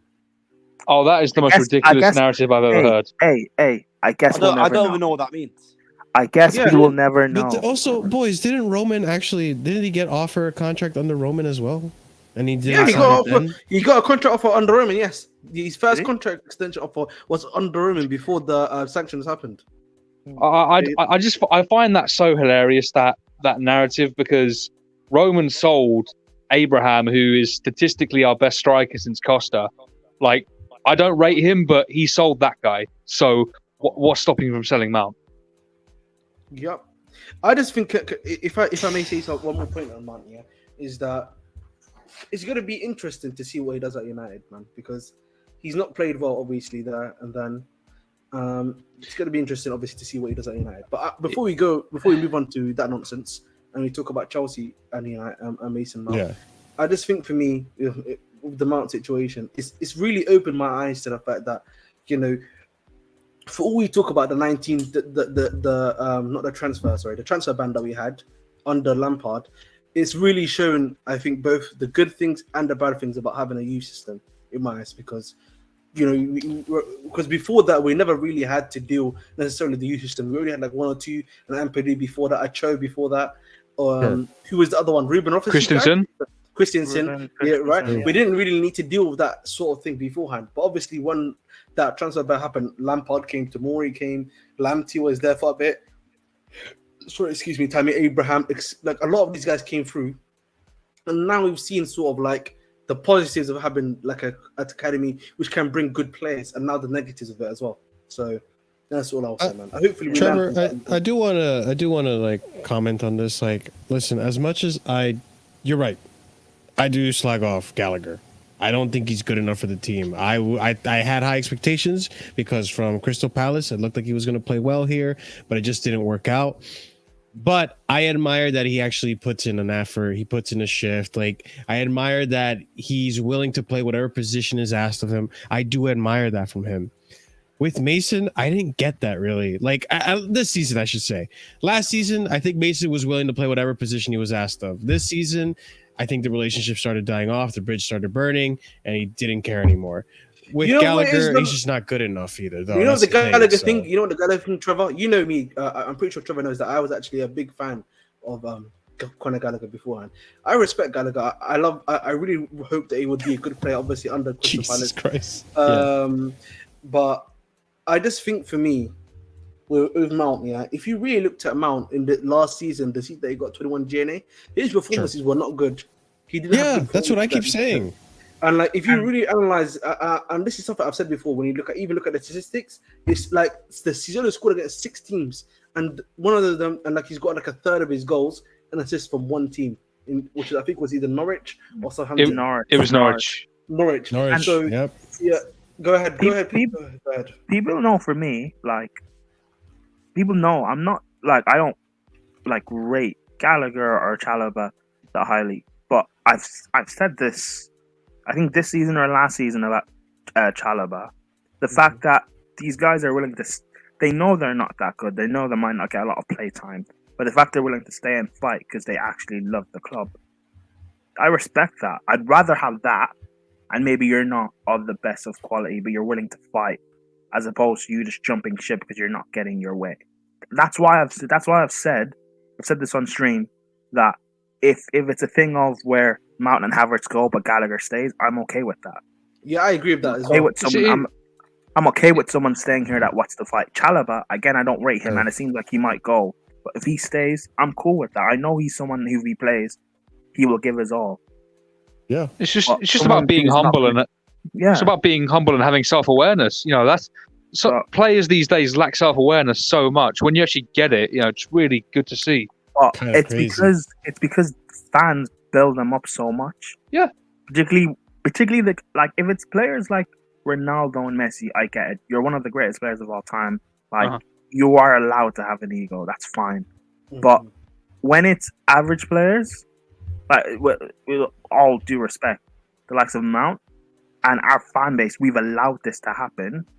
To have him have an ego to a point where he thinks he has a right to hold us hostage, like he's bigger than the club. He thinks him trying to force a move to Man United will make us give him what he wants and wage demands. No. So go Man United. If you ball out there and you do well there, that's fine, fair enough. I think you will. We're not. No, we're not going to negotiate with you like that. No, leave. So we'll see, man. This is my point, man. This is my point, anyway.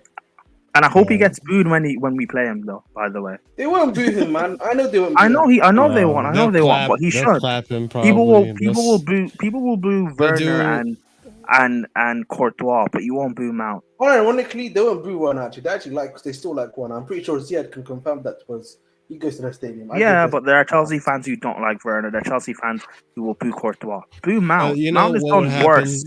When Mount plays, they're gonna do what they did to Diego Costa, and they're gonna give him a standing O. It's just annoying, but we'll see. But hey, man, if it happens, hopefully it does happen because we need the money. look, that remember we needed to make like what $100, £100 in FFP.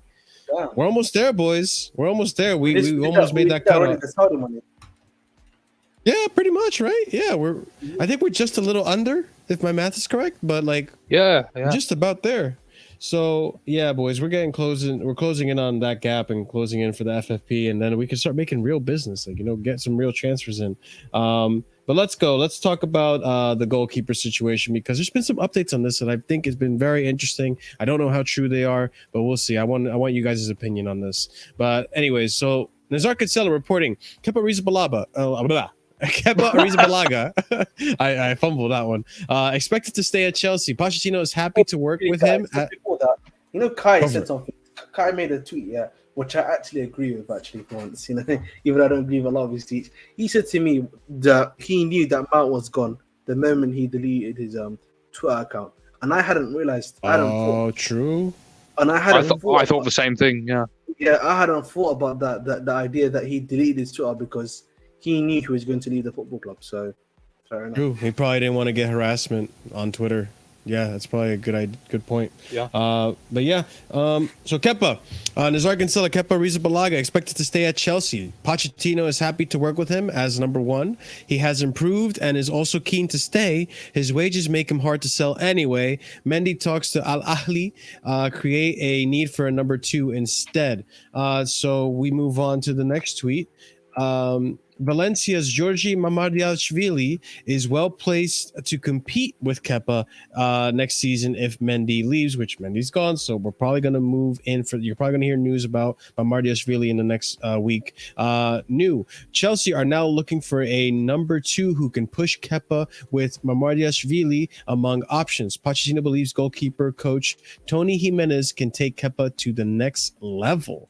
All this coming from Nazar Cancelo. And then one last tweet right here. Simon Phillips reporting from Nazar Cancelo. The willingness of Mauricio Pochettino to make Kepa Arrizabalaga his number one goalkeeper next season has shifted Chelsea's transfer strategy.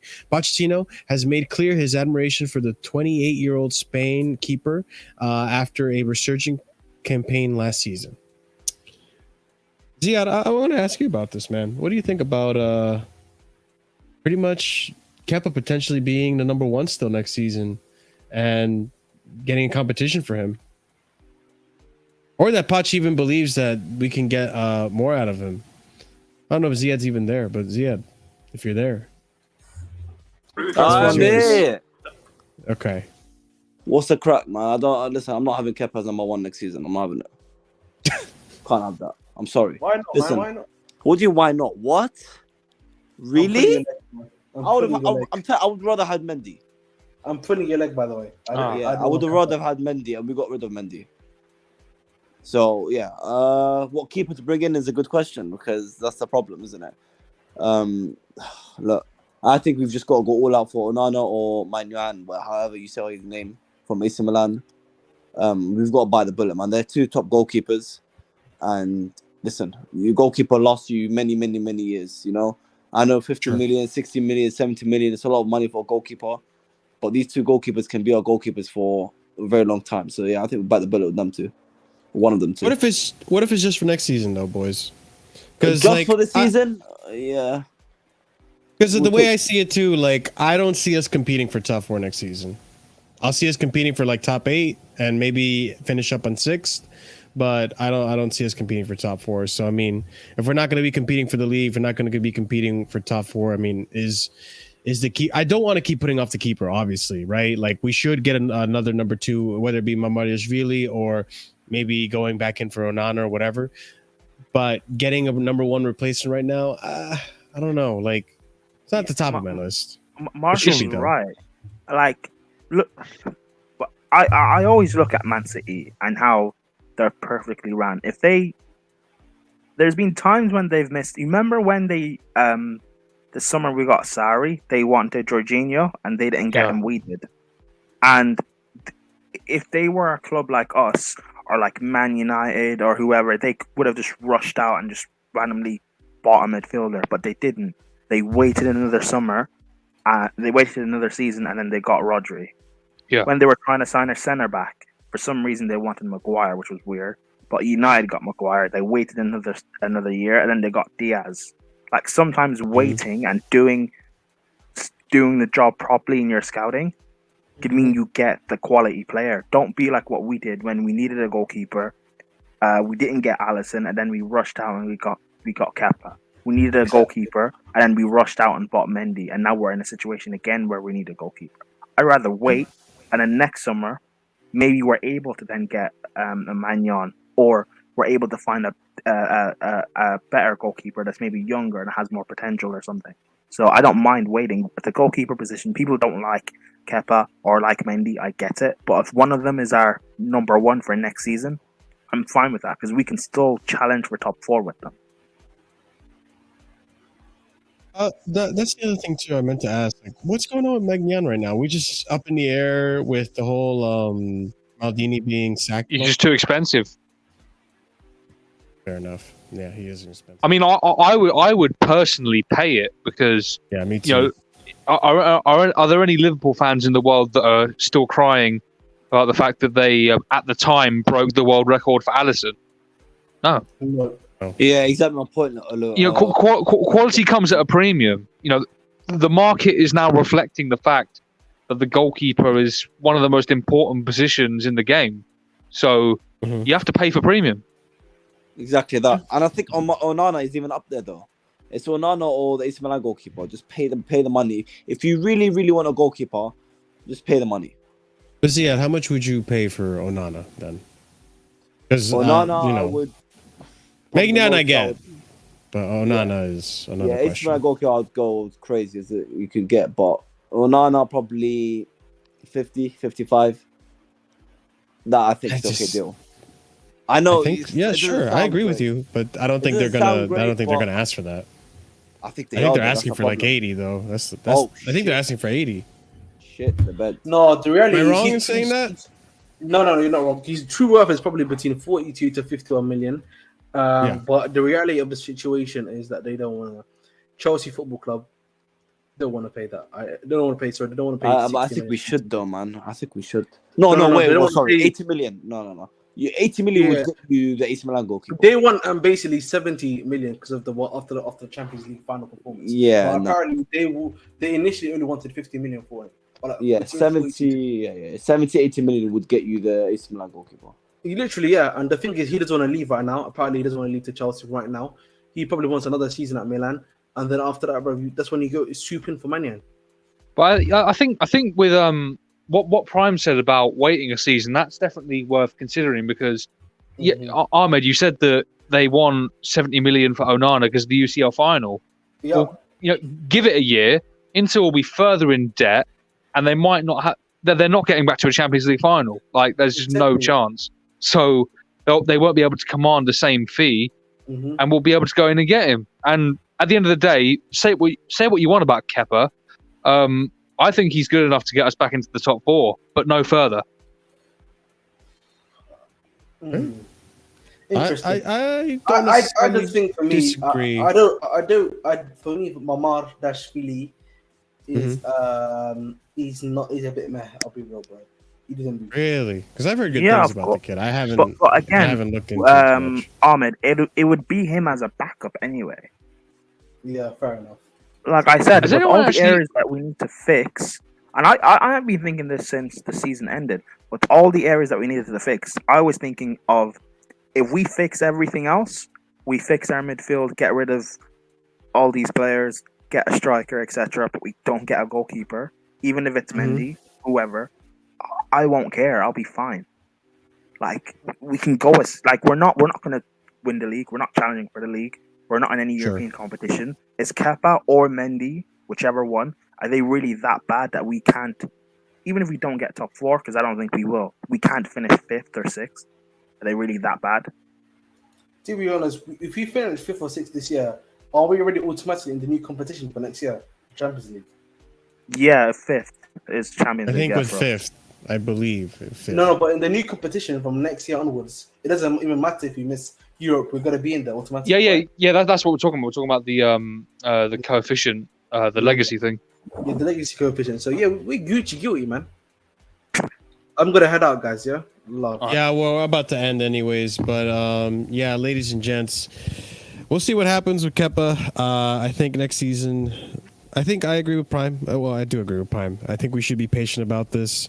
Let's get the right keeper. Let's not rush to get someone just to compete or whatever. And I'm not gonna lie too. I'm putting a little bit of my eggs in the Slonina basket. There's been a lot of praise about this kid, and it could turn out to be really good. So, ladies and gents, I'm gonna go ahead and raid. No sponsorship news. We don't have anything on the sponsorship news, Jacobs. I'm gonna go ahead and raid our friend Carefree Lewis. He's on right now talking about Mount. We have Scott over there, and wow, I am drawing a blank. Scott and Alex are over there talking about the Mason Mount news that just dropped today. But guys, as always, you're welcome, Cooper or Chopper. Big up to everyone who joined the stream today. Big up to everyone who is in the chat. Make sure you copy and paste that raid message over to Lewis's stream. And make sure you smash the like if you haven't done so already. Subscribe to the channel if you're new here. We always do these news streams every week. We're going to skip Sunday, unfortunately, because I'm going to be away. I'll be camping. But we'll come back next Wednesday to discuss everything that I missed and more, probably. But yeah, guys, be sure to stay tuned. Hit the bell notification so you don't miss out on when we do go live. Check out the links in the description for everyone's content. And be sure to leave a comment down below. Check out our memberships as well. I got to give a shout out to the Proper Casual and Higher membership tiers.